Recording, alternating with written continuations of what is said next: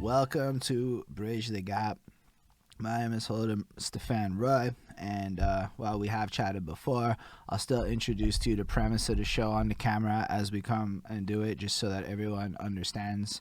What we are trying to do is bridge gaps in knowledge. So you have a life that you have lived with a lot of experience, and considering the album you just dropped, which is a tribute to your hometown in a way that not many people know how to actually do correctly, you have evidently lived a life that is fascinating.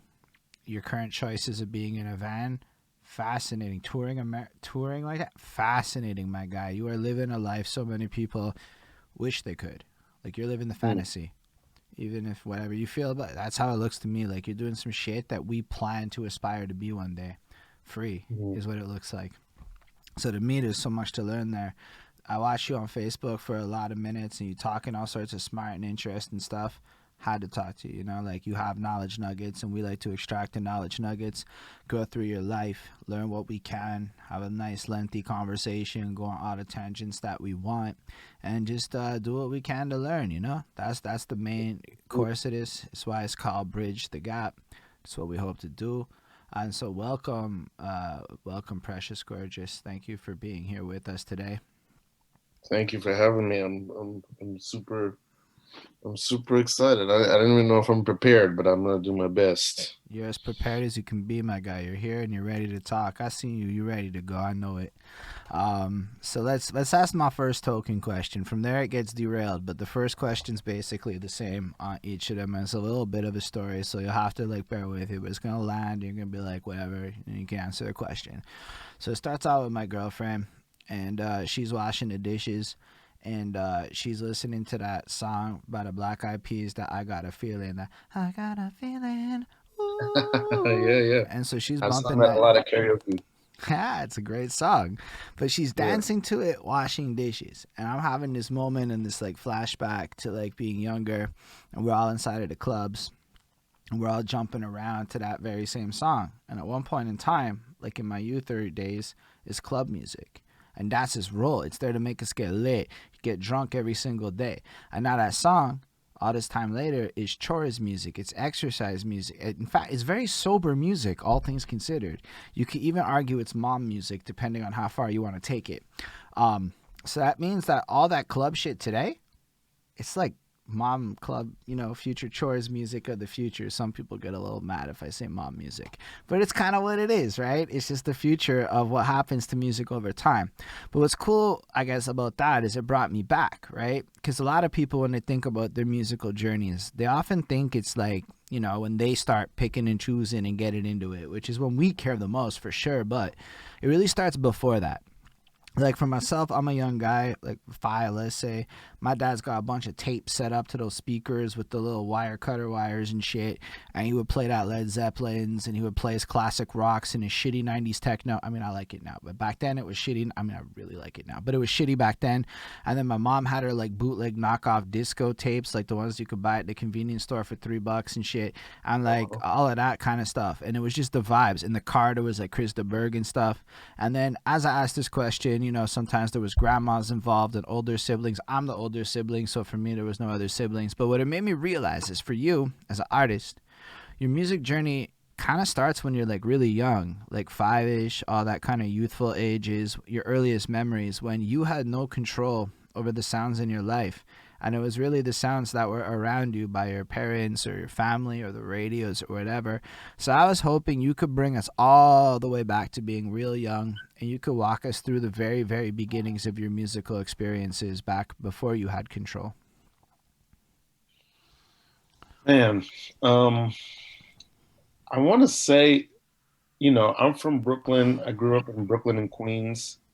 I want to say that there's not much because I grew up, always hearing whatever radio stations were around, whatever sounds of New York there were.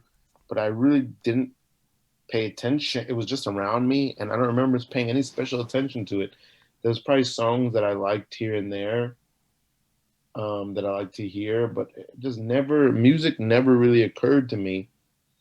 Mm. I remember my dad maybe when I got a little older, around 10, 11, 12. My dad had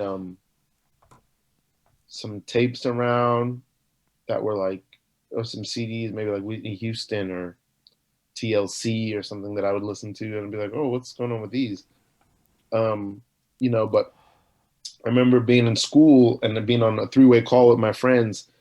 I was probably like 10, 11, and my friends were like, oh, what about Busta Rhymes? And I was like, who is Busta Rhymes? Like I had no idea. Um, what my real journey is, music doesn't enter the conversation for me till 12. That's fair. And Were there other was that noteworthy things before 12 that were not related to music that was interesting? Because I usually follow it up and then I roll it back and ask about dancing and then I ask about drawing. And so, well, dancing is okay. So because there's these are all a lot of elements, right? things. So Yeah, basically, we start that's touching on all the elements at youth and see which ones were tickled. all I can say about youth, like as young as 5 years old, is I just had New York playing around me all the time, but I never paid it any attention. If it unless it was like here and there a song would creep in like "Killing Me Softly," Lauryn Hill's "Killing Me Softly" or whatever. But for the most part, I wasn't paying any attention. At 7, there was something music. I'll get to it. But at 7, I decided I was going to be. My cousin gave me a book, How to Draw Comics the Marvel Way, and I decided Hey, I was going to. Yep, that's it's a big. amazing. That book was the Bible for me. For my, I decided pretty much when I got it, I was going to be a comic book artist for Marvel Comics, and so I spent pretty much I was 7. I spent the first 13, 14 years of my life just doing that, like obsessively devouring comic books, drawing all the time, writing little comic books, um, reading art books, going to the library all the time looking for art books, reading comic strips and super comic books, like devouring. That's all I did until about 21, maybe. Yo, that's actually And really nifty.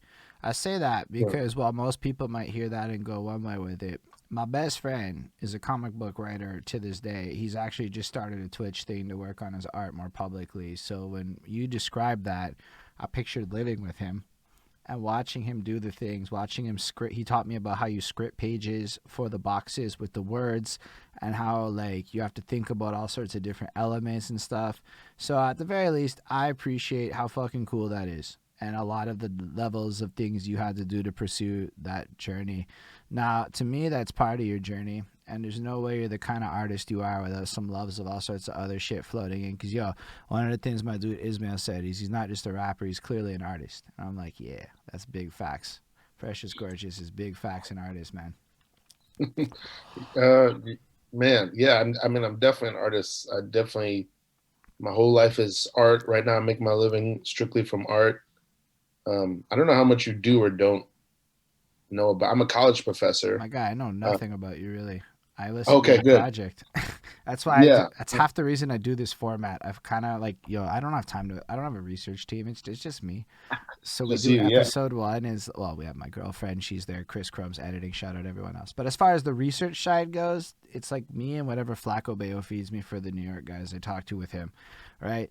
And then so somebody like you comes along, what happened? You go, yo, check out my Brooklyn Zoo mixtape thing. I think that, and then I'm like, yeah, let's do an interview. You're a lot more likely to get that me to listen to it at this point from that. But mm, then if I Google people, it's like yo, there's nothing, right? Like, what do you find yeah, on people? That's kind of like, wow, what we're trying to like even do is go through your life and learn about it. Like now, people are gonna know that Precious Gorgeous spent over a decade working on comic books and shit, yeah. which is kind of important for the people who want to learn more about Precious Gorgeous and learn all the things about who he is, as if this is your Wikipedia page. So a lot of that's why I start at the very beginning. And if it takes a while, that's cool. What you did between 0 and 12 is just as interesting as what you did between whatever other age and whatever other age. Word, word. Amen. I'm super into that. Yeah. So yeah, that's like I want to say comic books are my way. That 10 or 12 years was really my way into art, into learning, walking my way into art, which is, I'm a first generation Haitian American. Not to say that Haiti isn't full of artists, but my parents didn't have anything to do with the arts. Mm. So, I didn't know any, and I'm from East New York, I mean, that's where I was born. I don't, East New York, Brooklyn. So that's where Mike Tyson is from. And, Sean Price is from, and people like that. Like there's, if you don't know the arts, if you're not born knowing an artist, you don't know the arts. You know what I mean? So I didn't know anything about the arts. Mm, Um, I do so like comic what you books said got me there. into it. What's that? I like what you said there about not knowing the arts and the artists. What you said was way more eloquent. That's why I said I liked what you said. I fucking failed at repeating it there, but that was a cool idea. It's a lot of like what we're trying to do is, especially people from Montreal delving into hip hop. It's in the same kind of way. If you can't respect, so we do a show called The Classic Quest, where we actually break down classic hip hop albums, track by track, Wow. and run through them. Yeah, we're doing Eve or something next time. Like one of her first album, Rough Riders presents for like it's Dope. gotta go through Yeah. you gotta go through history. You gotta learn the shits. And if you wanna be part of the culture, in my opinion. So when you said that, it resonated super heavy with me. Yeah. I mean, it's so interesting that I've had to do that later in life, and I'm still doing it. You know, go back and I try to listen to a classic album, you know, every so often and try to learn. Because what's interesting to me is like that stuff was all around me my entire childhood, and I never had any thought that I was ever going to be a rapper. I just flat out ignored it. It's not like I'm going back and listening to records and I'm like, oh, I heard this. I grew up around this, but I don't know it. Um, That's super yeah. interesting stills because in a sense you look at your art today and your perception on things and you weren't as ingratiated into it as some of the other people I've talked to. And I happen to have a weekly show now where I'm basically talking to people born in New York City. So I Mm, can say that I've talked to a bunch of people who were the opposite. They were so ingratiated. They were dancing, they were watching the taggers and stuff. And then they all end up going down their paths. And a lot of them, and it's all love, are very purist about their art form. Then you have a Precious Gorgeous who was instead fucking around with comic books and doing. I mean, we still haven't touched on what you were getting to at 12 years old. We'll get back to that. But you have Precious Gorgeous who doesn't even fuck around with music till he's in his 20s, let's say, or whatever. Doesn't even become a folkist until later on in life. And your music is so versatile. Like, you know what your biggest flex on your Brooklyn Zoo project was? mm. All his tracks sounded different and you owned every style. You even did a modern trap song, like a melodic trap song, but without the auto tune, which was pretty impressive. The way that you swagged it, you were just like dancing with the triplet flow the whole way through, top notch. But the versatility that doesn't come from somebody that's stuck in their ways. That comes from a different kind of mindset with it. So to me, I look for those kinds of patterns when I talk to people. That's why your youth is super important. Mm. Yeah, yeah. Gosh, I don't even know what else to say about it. I will say this is the one music thing I can think of, which does figure later and become a big thing. Is my grandmother um, used to live near where my school was, so I'd go to her building every day after school. She lived in like a big, not a nursing home, but it was like a complex where a bunch of old people live, and they would have every couple months, let's say maybe quarterly, they would have like a dance or something in their big auditorium or cafeteria, and she would take me down there, you know, because it's happening. She took me down there one time. I was probably 7 or 8, and they're having the party, and I don't know what came over me. I just started, I just started dancing, bro. Bro, I started dancing like I was just kill, and then people were just like laughing and clapping and giving me money and just like watching. I knew I was doing. I don't know what I was doing, but I was doing something. And I just started dancing. I just started dancing like crazy, and I did that a couple times. I never really thought about it again until maybe college, and I went Mm, to some dance party, and something came over me, and then I just started dancing. I didn't remember until later that same thing came over me. mm. Um, and Yeah, that's so dope. I don't know how many other rappers are like that, where they can go to a party and just dance and like really be free. And to me, that's very central to what I do. I And would I say actually, there are a bunch, but not all. There's definitely like yeah, I think I think what's interesting is the younger you go, the more you're gonna find that. The more you're gonna find people mm, dancing and being free. I still think it's fascinating with the way that you approach life really does remind me of youth. It really does. I feel like you're more in line with 17-year-olds than you think, which is fucking nifty. because I get to talk to like that's what I'm like as I talk to more people, I'm seeing different perspectives. But I like your youthful spirit. Um, so let's go back to Buster Rhymes because you had brought him up for a quick second. You remember having a phone call and something about Buster Rhymes coming in, and I think I cut you off or something got distracted. So I don't know if you had more to elaborate on discovering that or any of Not that. really. It was just that my friends were talking about it, and I didn't know who it was. I had Mm, no idea. And this was, probably '96 when he was just starting to blow up. But I had no idea, and that struck me because I remember thinking, oh, this is probably something I should know, and I didn't. mm. I had no idea. Of course, now I know, lots about him, but um, yeah, I had no clue um, at the time. And then, yeah, I guess if we go forward from there, or Yeah, totally. so, um, the next year, I think, or 2 years after that, maybe I leave New York. Me and my mom and my sisters, we moved to Florida. So, I'm growing up in New York. We moved to Florida.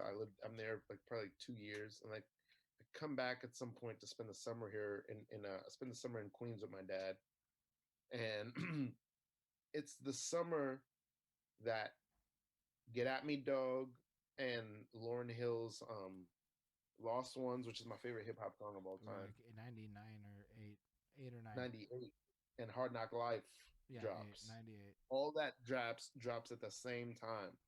And I just remember hearing all of it on the radio and going like, what is this? Like, as if I'd never heard it my whole life, Mm. And things were kind of creeping in. Like I maybe had like a Will Smith record and some Fuji's records. As a Haitian, you got to have them, and all that. So things were kind of creeping in. I think, but those records, that whole summer, the records. I think Noriega's also Super Thug was out that year. What? Just like all these records were coming out, and I just remember being like, "Yo, what is going on?" And pretty much that fall I started rapping. Like I started rapping right then. Like there isn't like a youth of like growing up and loving hip hop. It's just like I love hip hop. I'm gonna be a rapper right away. So It's like actually toward really similar to your comic book story. yeah, the, um one thing I can say is the one thing I can say about uh my personality is probably obsessive. Like the second I find out that I want to do something, I can do something, I'm immediately like, I'm gonna learn everything about it right now, and so I just like become obsessive immediately. I It's definitely not Yeah. a bad trait for an artist, to be real. If anything, like the level of effort you put in comes through in your art, the level of knowledge comes through with what you do, and it shows. Like we listen to a bunch of your shit, and like, yeah, you got a lot of talent to like showcase that level of obsession. So it's totally even the willingness to go back to a classic album and like study it is an important facet that I think a lot of people might claim they do when they bump their shit, but they're bumping. They're not really listening. Mm. I mean, yeah, I can't even. I don't know how to characterize it, but I do know that that was the case. That like, uh, I was I was thinking about there's a scene in the there's a Woody Allen movie that I like called Sweet and Lowdown. I don't know if you've ever seen it. It's kind of obscure, but Sean Penn in it plays the second greatest jazz guitarist in the world, and he's like a schemer and a scammer as well. And this is like maybe 1900, so or 1920 or something. So there's a scene where he's supposed to like join a local talent show to try to win the prize money just to get some cash in his pocket. So he and his buddies like sneak. They don't know his face. They don't know who he's a major recording artist, but they've never seen his face. They don't know what he looks like. So he joins a talent competition and he's like, "Yeah, just play good enough to win." So they call him up and he's like, "All right, here's this guy. He has a fake name for the talent competition. Here's this guy," and he gets up and right before he starts playing, you see him, and then it cuts, and he and his friend are running over a hill, and you see all the townspeople running after them, like, get them, stop them, blah blah, and and then you cut to another scene where he and his buddies are like they're finally safe and outrun everyone and they're at a campfire, and the guy says to Sean Penn's character, "Next time when you enter an amateur night, don't play so good." And then Sean Penn's character goes, "I don't remember the songs if I don't play them well." And I always related to that. Like to me, if I'm not trying to like be the best and learn everything about the thing, it's not fun. I I love don't it. know how. I don't know what's. You know what I mean? It's not even like trying to be better than anyone else. It's like I want to do this as well as I possibly can, so I have to know everything about it.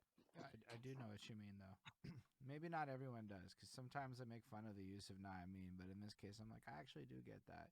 Like, I take on impulsive quests. Like Ty Lopez said, reading 60 books in a year is what CEOs do.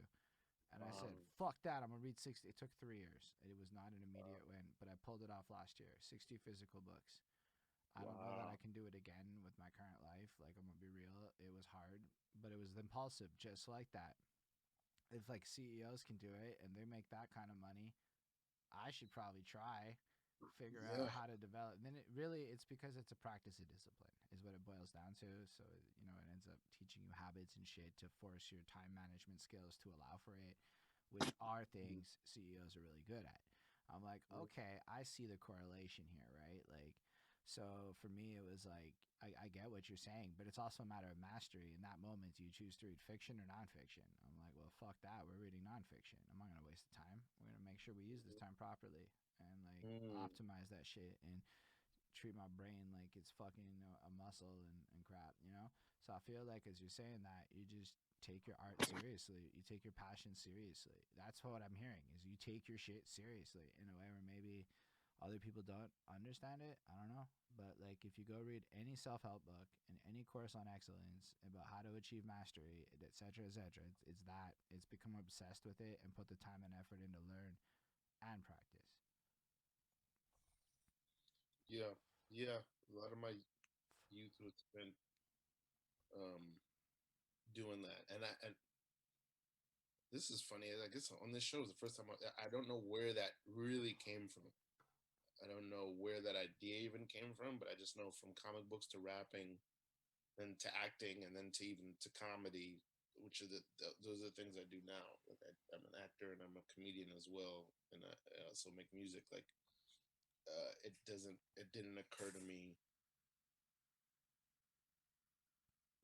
I don't know. There's something in me that's always just like you can be better, you can be the best, you can, like there's like a Rocky music that's playing in me all the time. you know, um, yeah, No, but that's a good thing, right? Like to me, it's what makes you super interesting. It's what makes you an inspiring character in the world, right? Like think about what he just said, everyone. We barely touched on shit in his life. Already he spent 12 years on comics, showing he has dedication. I who has dedication at fucking 12, okay? Like that's not a common trait at 12-year-olds. I past that, you move into like you said music, which we're at that part of your story is where we've literally just started that part of your story, right? So that's where we're at. Now we've got foreshadowing that you also do acting and comedy. We know that you have at least a YouTube movie, documentary, live music video, live show thing. You're clearly innovative. We saw your skit with the fucking Corona. Like evidently, like you're a man that has a lot of talents. You know that's like useful. You're stacked. You're ready for like the as a service economy. Is all I'm gonna tell you. You're ready for the next decade in a way that a lot of people aren't ready for the next decade in my little opinion because like the world is turning into who's interesting more than anything else. Talent takes you so far. It's who's interesting. Who do I actually want to support? Because who's not talented, you know? mm, man, I heard somebody say that a while ago. Like talent is like a pretty girl. They're everywhere. You Big know what I mean? facts. It's not that, it's not that, uh, it's not that big a deal. And yeah, um, I'm super into that. Like I don't, I understand what people mean when they say it, and I understand like what it means, but I don't. It's not something I put much stock in. I don't put more stock in it than I remember once I watched an interview with Malcolm Gladwell when he did his book Outliers, which was a really important book for me. Big book, And man. Changed my life. yeah, yeah, same. And oh, changed my life. I wouldn't say it Mm. affirmed like a lot I of had things I like already I had like felt. just started rapping, and I read it Mm, when I was like 25, and it taught me the 10,000 hours theory at a point when I mm, was just getting into like taking music more seriously in my life. So I mm. can say it definitively taught me a lot about how to Yep, approach practice and how to not worry about shit. Like I will just get better over time was yep, something that book taught me early that might be something that sometimes people don't know.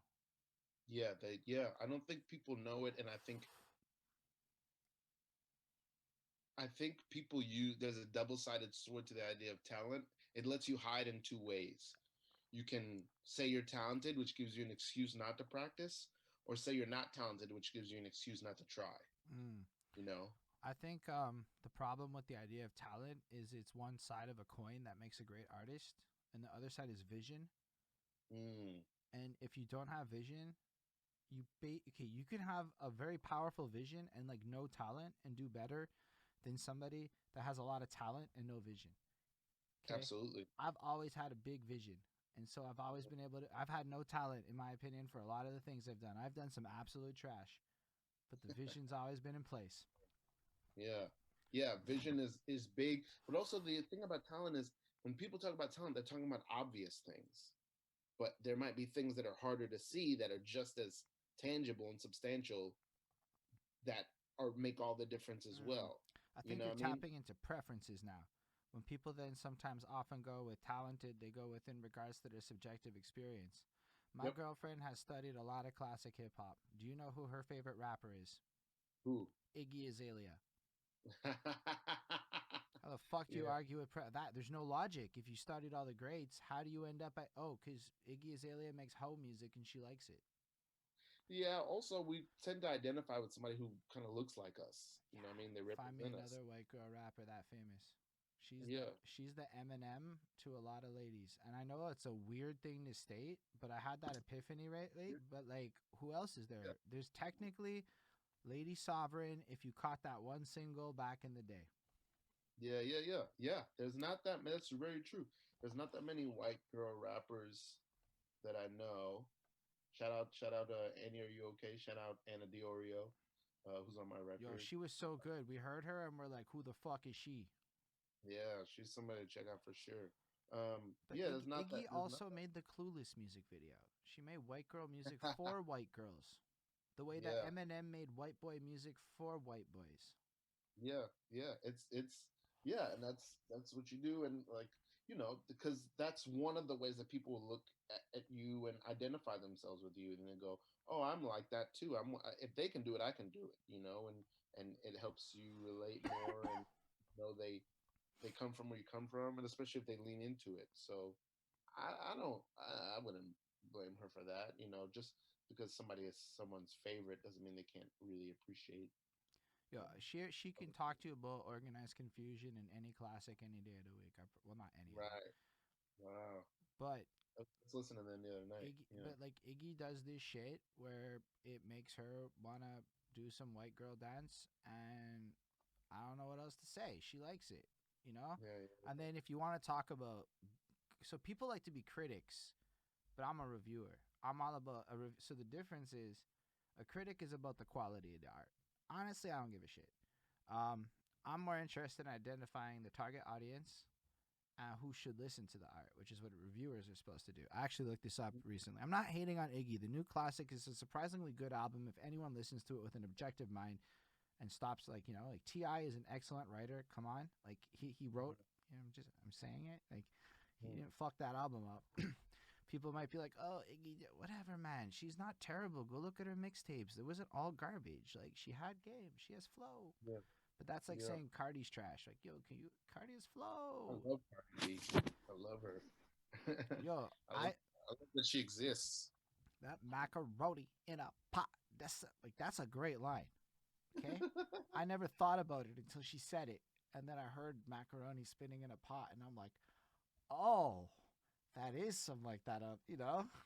Yeah. It's also there's a weird this weird sepia tone militaristic view of what hip hop is. Hip hop is about lyricism, I speaking the message to the like. You did What are you? something that hasn't happened yet on the show.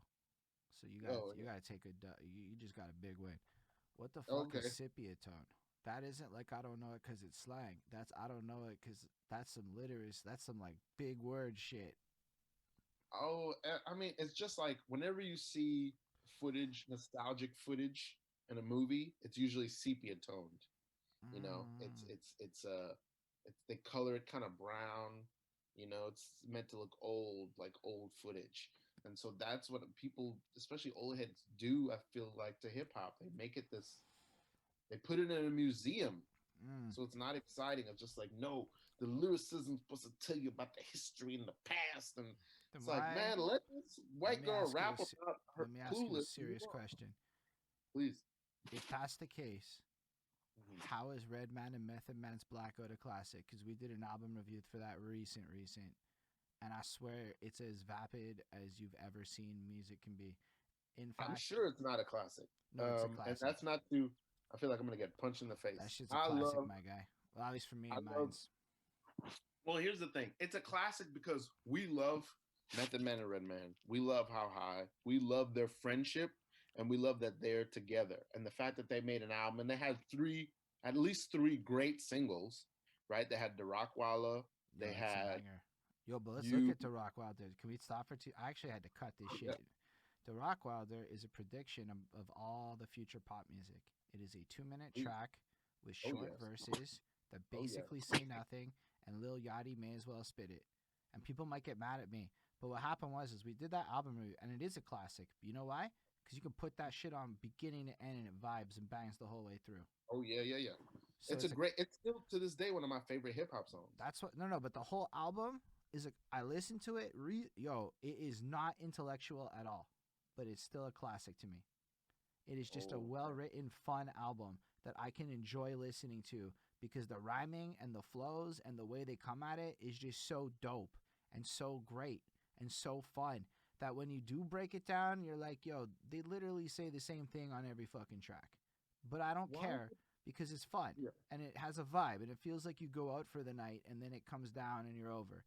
And I'm like, that's just great. And then Yeah. That's perfect. but then I had looked up Lil Yachty lyrics because it came up in a Facebook thread. They're like, I challenge you to justify any Lil Yachty lyrics. So I swear I grabbed the Ugh. first fucking one and I swear I picked his shit and I'm like, that's a Redman lyric about big balls if I've ever seen one. So it showed to me that Lil Yachty was actually listening to shit like Redman and Oh incorporating his humor into his fucking raps. And now yeah. people are judging him for employing the humor styles of classic 90s rappers. Well, I gotta tell you, I got a lot of. First of all, this idea that music has to be intellectual in any way to be valuable. Like to me, music is the opposite of intellect. That like music, Jay-Z says it all the time. Music is about emotion. He says it all the time. What is intellectual about Miles Davis? About what he's saying? There's no words. What is intellectual about Mozart? My There's guy, no words. So why? Because we add words now, do we all of a sudden have to be uh fucking Einstein in order for the song to be valuable? That they're on there. See, there's only a couple things to sing about: your money, your mama, your girlfriend, your job. What I mean, you feel bad, you feel happy. There's not that much to sing about. Like, why does it have to be intellectual? If you make me feel something where I need to play the song again after 3 minutes, that's it to yo, me. you just described how most people see music, but we are artists. We Mm, have to always remember, you and I, that we barely talk to fans. We just talk mm, to artists. Artists are mm. not fans. They don't see Yeah, it the same. And I've had that's so these are all realizations I've had over the last little couple of years because I had this old man hater shit going on as my 30s kicked in and I stopped being young. And I started, I used to be everything that we're kind of talking about now on the other end of the spectrum. I used to be the guy that was like, fuck Lil Wayne, he's the worst. Fuck Drake, this. jeez. I was like straight up a hater, my guy. Mhm. Fuck Amigos, straight up a hater. Now I'm Yeah, like yeah, bad and bougie, cooking a dope but yeah, Uzi, man. savage, It ruthless. was great. And you know what happened though? It's because I lost weight and I cared more about dancing, and my relationship with music actually changed the second I started caring more about dancing. And I know it's That's crazy, amazing. but that one No, it's little not crazy. thing changed Not crazy. everything about my I started caring about the live show. I started studying live shows, and I look, yo, girls go where the dancing is. Why is Waka Flocka selling out stadiums and making it look fun? You know, like, yo, if you want to talk about a guy who looks like you still want to go to his show, it's fucking Waka Flocka Flame. He might not even rap a bar, but he'll make a bunch of noises and jump around, and you're going to have so much fun. Yes, that's all that matters. And That's all that matters to me. there was one other side, though, that happened on my more studious part of the journey. Go back to the 80s. Let's talk about classic hip hop. Let's talk about the real hip hop. Let's bring it to 79. What's it about? Shaking booties and fucking dancing and shit. Yes, yeah. So And I all ate this kind that of cereal, and it's nothing. I like basketball. Basketballs. You know what I mean? There's what are they talking about when they say back to the real? What? mm, The man has a song called Basketball. What are we talking about? Picking boogers and you know what I mean? What are we talking about? The stuff either makes you feel something or it doesn't. Everything else is just for people's own ego. It's not what? I love it. Yo, man, Yeah. I agree with you 100%. I feel like there is this general meta conversation in my life, which is why I feel like indulging this is lovely for me. I feel like I would love to have this chat with other people, but it would be frustrating. So it's fun to have it with you because it's not. I think that you're a lot more in tune with what people want than what artists want. And that's something I Hmm. had to learn as an artist. Is that what my girlfriend kept telling me? I don't like your music because I can't dance to it. I don't like your music because it's not fun. It's not that you're not talented. I don't want to listen to your music. And then if you could be like, she doesn't fuck with my music, which you do, or after a while you can go, why don't I make some shit she can shake her ass to? Like you could Mm, just do mm. that and then throw a read a book bar in the middle or something. I mean, I don't even look at it as I think what was I gonna say? There's a couple lines in hip hop that I think kind of did a disservice to rappers. One of them was Jay Z's I dumbed down for my audience to double my dollars. Because the idea of dumbing down, I think, is just like I don't know. I don't fuck with that shit. I don't fuck with that either. Because it's like, oh, there's a compromise, or I'm gonna come down to the stupid people's level. It's like, Mm. no, you've got to figure out how to talk to people who are not where you are. They're somewhere else living their life doing something else. So how do you meet them So I and speak in actually a way that they'll think understand? so. I got really inspired by Oscar Wilde's concept of brevity being the finesse of fine writing. Woo! Word up. So I think that was the thread that we interacted in for the first time. And what happened in my case, at least, is I realized that maybe it is about simplifying without compromising the idea. And that's the true essence of writing and doing it right. Because what's the point in dropping some shit that like only I understand? It was the big thing I Mm-hmm. had. I started doing clever things, and maybe people will find the Easter eggs I put in my music one day, but maybe Mm-hmm. they won't. Maybe I was too good at doing some weird, obscure shit that literally nobody's gonna care about. Mm. So I'm like, what are my goals? And I had to think about that. And one of my goals is I actually want people to want to listen to my music. Yep. That mattered to me more than being the best. That changed. I didn't Yep. want to be number one anymore, which meant simplification was more important than complication. Was the number one feedback I've ever heard. You're too complicated. You don't fit right. You do too complicated. So I'm like, okay, so I have to take complicated ideas and simplify. And if I can do that, I win. Absolutely. I mean, in the end, it has to be fun to listen to. I don't think Mm. anything matters more than that. So when people are like, you grow up with like, okay, you got to make a club song so that people can blah blah, as if. And I always heard that from people who didn't dance, who like they didn't know how to make a record that was fun to listen to, and so they just look down on it like, I'll just rap worse over a beat that seems dancey. Like, what are you talking about? You think that's what Bombs Over Baghdad is? You think that's what I don't even know. The Rockwalla is like. What? What? Or even let's That's go in a really different hard. direction. Yeah. Like, let's take Eminem's Rap God and compare it to Dax's Rap God remix. Eminem's Rap God is actually a brilliant song. I didn't understand its brilliance at first, but the entire song is an homage to all the rap gods that inspired Eminem. Almost every bar, give or take, can be traced to a legend, making it a history lesson in 6 minutes of the hip hop that inspired. You know who really got me caring about Pharoah Monch? Mm, Eminem on Rap God. He got me more mm. excited about Big Pun. He got me more excited about so many names because of that one. So, and then I listened to the Dax version, which was I'm the best for like 6 minutes with tricky flows. And I'm like, 6 nah, minutes. there's differences here. We can shit on Eminem a lot, but we do have to give flower. I do shit on him a lot more these days. But like, I want to give flowers where they're due. And when it came to Rap God, it really is the brilliance of giving flowers to the legends that were the true rap gods while kind of taking the crown at the same time, which is very hip hop of him actually in the culture and the spirit of, let's say, that yesteryear way of looking at it. Well, even today, it's still competitive. I mean, for me, I don't like that song. I did not like that song at all, and I Mm. and the big reason I don't like that song is kind of Jay-Z-itis, I guess, which is when someone is so great that anything they do that's below the bar they set stinks, even if that would be a high bar for somebody else. Um, Eminem used to be one of our best songwriters. At some point, he got obsessed with being the most lyrical and rhyming every syllable and every line. He became obsessed with that, uh, Well, and I'll and be so. honest with you. It's 20-year-old me's fault, and a lot of people like me at that age and our fandom of it. Cause yo, to me, Rap God was like the pinnacle. Like yo, when that dropped, yo, I know the whole thing. I did it at fucking karaoke before. So like, yo, Right, right, yeah, and but that's fun. but here's the thing. I have this theory for youth where like you're young and you go into fast. So metal gets really popular, punk gets really popular, and underground fast trickety Tech Nine gets popular.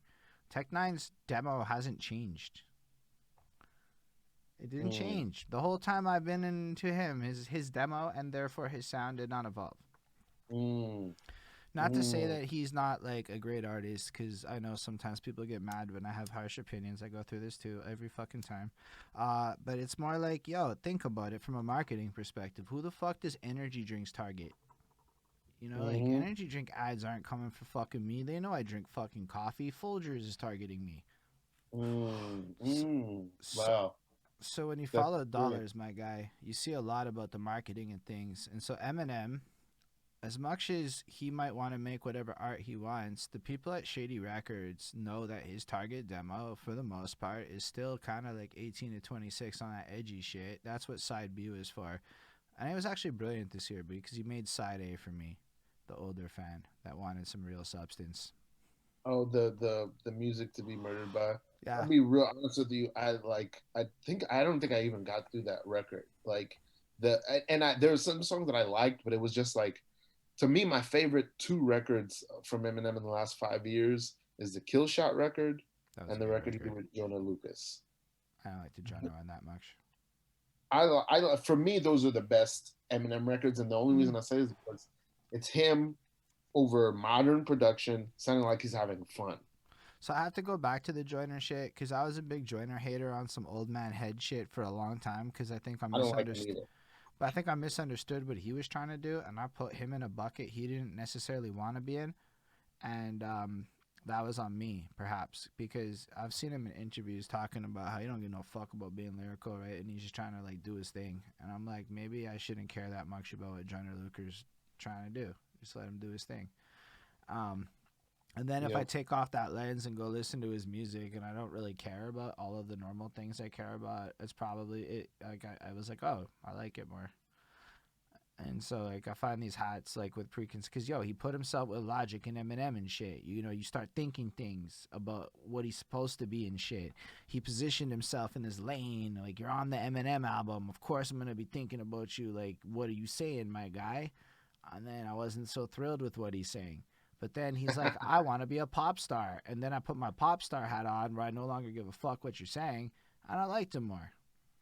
Yeah. I, man, I think this goes back to what we were talking about, which is like my first few exposures to music. Like, before I was into hip hop, and I was one of these guys for sure. So yeah, this. Oh, I should say this. Like my first entry into hip hop, like I get in through like DMX and Jay Z, but very quickly, because I'm obsessive, I start going to. I don't know if you remember this website, Online Hip Hop Lyrics Archive, and I like under.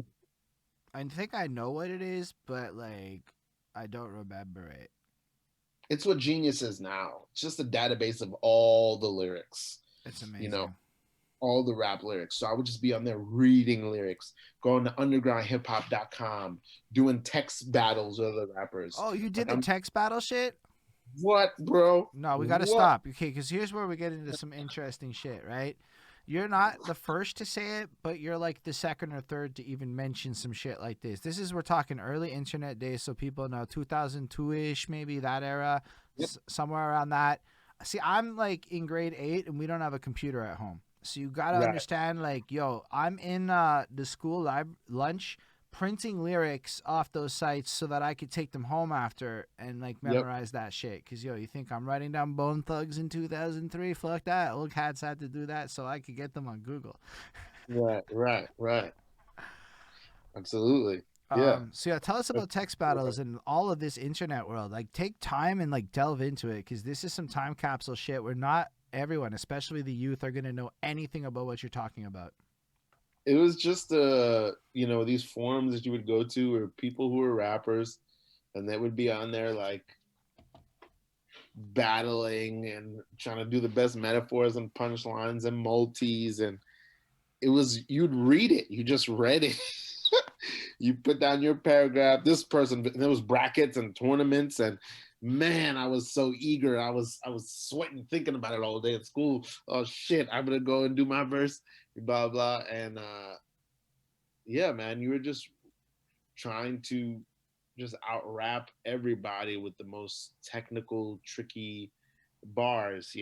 That's what I was into, and I was reading and listening to those people, AC Alone and Oh, Cannabis, and man, I was you're in the there, my first dude. person I've talked to that even knows what an AC alone is since fucking one of my patrons. Okay, so somebody made me review because my patrons make me review stuff sometimes. So they made me review a book of human language, Hmm. which I found out after nobody's heard of. So it Hmm. was like, wow, this is one of the deepest, most complex and interesting, soulful albums I've ever heard in my life, and like nobody's heard it. Mm. I mean, I I know, like, and I can't. I don't want to say that I'm well versed in that shit. I read more of it than I heard because it was the internet back then. But if you were somebody who was on that level, I probably have read or listened to your lyrics. And I mean, from up and down, J Live and Binary Star and Company Flow and all that So you were like world. reading this shit independent of the music on some like scholarly shit. Yes, like obsessively for years. So this is more of like a poetry analysis in a sense, the way that you're approaching it. There is that, and like I did somehow in high school. It's very strange because I didn't get good grades, but I ended up in a AP English class. So I'm also like analyzing poetry and literature and Shakespeare at a certain point too. So that's coming into it as well. So like I Mm. got all this stuff swirling around my head and just like, oh, poetry and symbolism and references and aphorism and alliteration, assonance, and I mean, personification, all this bullshit, plus reading AC Alone and Tribe lyrics and De La lyrics and then also doing text battles. I mean, I'm just I'm just like trying to be the best lyricist I can. That's all I care Yo, about but you until. got to think about like life, right? Let's make some before and now comparisons and let's get extra good with this shit. Kids today's Mm, on some voice chat shit. They're all on that visual audio shit. Alright, so lyricism becomes secondary. I am of that generation of super texting, readings drilled into us, all the news, the blogging. You had to read like even the fucking RPGs were all reading, right? Like there was no yep. fucking voice actors in Morrowind. That's not how Yep. the that was some Skyrim and Oblivion shit. That was not, like, so like if you weren't there, reading was like a crucial part of the entire early internet. And if I guess if a lot of rappers of a certain age would have had to rely on internet marketing in some way or another to try to ingratiate into these communities, right? So Mhm. you have a whole generation of people that are doing what you're doing in some way or another. For me, it was printing and memorizing the lyrics. That's still in the vein. And maybe I wasn't doing text battles. I was still writing my shits. I was still Mhm. consuming. It was all lyrics, lyrics, lyrics. That's what you did back then, you know? And maybe it's because the social media was MySpace and it was so text driven. And even early Facebook is so text driven. And everything's so text driven. So the lyrics are a heavy emphasis of shit. But then comes Instagram, and now you got a whole people raised on this audio visual world, and they're a lot more flowy and don't care as much about bars. I wonder if there's a connection there, is all I'm saying, because I never thought about that until you said what you just said now. I don't think so. I think we're just old. I think we're just old. I don't think there's. I don't see this disparity in people not caring as much because Kendrick is very wordy. Mm. Drake is very word based. You know what I mean? Like Tierra Whack. Like Meek Mill. I think is very like at least very visually descriptive. You know what I mean? Like there's I, to go back to what you were saying before. My my new idea is that songs are songs, and songs have always been songs. We've always been song based. This idea that we were more lyrical back then. Um, we were also it was also maybe a little bit colder and darker of an era. You know what I mean? But that's a crack era, and it's more violent, and America's more dark, and we're going from Reagan to Bush. So that's there too. But it's like I think everything is about songs. I just think that's what I was into at the time. That was my way to connect with hip hop at the time. Yeah, But I love all you're saying, by the way. Part of me is enjoying this because you're definitely making me think about things, like this idea of songs being songs, what you said earlier, the emotions and the feeling. Jay-Z says it best. Who, honestly, from a business point of view, who the fuck knows better than Jay-Z? I mean, it's who's really doing that much better at a business level in music than Jay-Z, you know? and also he every rapper says he's their favorite rapper. So it's like what what I mean? It's not even just the art. It's not even just the music. It's also the art. But it's You also know. like the feelings of it. Yo, I used to hate on Jay Z a little bit, but all those songs I hated on, I sing now. Mm, Yo, a lot of the shit, like I just, yo, I, that, yo, and then I went back to like Reasonable Doubt, and it's like everything anybody could ever want out of Jay Z. He did it on mm, the first album. It had the mm. trickety tricks and everything, my guy. It has all of it. All the trickety tricks. Yeah, Yo, he I'll was tell you doing that like fucking double time flows and weird Tech Nine shits all over that album. It's not all as over and on volume 1. Yeah. Yeah, super trickety trick. That's not in my top 5 Jay Z albums. I'm not I just reasonable reviewed it, doubt. so for me, it's like if I reviewed it, I know it. If I didn't review it, it's not in my memories. What a great system you have to do a survey of the culture to be able to just doing it to create content. Um, but yeah, like that record taught me how to rap and Illmatic. I feel like they really form the basis of what rapping is for me. But I'm really sick of hearing about those albums, Illmatic and Reasonable Doubt. I'm sick of hearing about them. I Like, just think like the Illmatic story is cool, but you have to then talk about the next three albums. yeah, yeah, which is what it was written. It's I am. but what changes? You go from this pure street poet, which look, I don't want to talk about like I was there, but as I understand it, therefore what I've read slash heard is the sales were kind of bad on Oh yeah. Illmatic, so Oh he yeah. invented Pablo Nascobar and basically did what would be called problematic today, impersonating a gangster persona that you're not living the life of, and then wrote a bunch of now, is Nas brilliant? Am I trying to take shots at him? No, but like, it is the shit that his ops were saying about him when you listen to Nas disses. Yeah. Hold on, there's an alarm going. No worries, man. Yeah, I think So again, this is I'm just wanting to frame it like I'm not trying because the internet's the internet. I'm not trying to play like I'm dissing Nas here. I'm just expressing that if you listen to what the ops is saying, and especially choosing Pablo Escobar as your role model, it's a weird choice for the guy who wrote Illmatic. Yeah, I mean, Queensbridge is the biggest projects in America, from what I understand. So, I feel like he probably grew up idolizing guys who idolized Pablo Escobar, and I'm not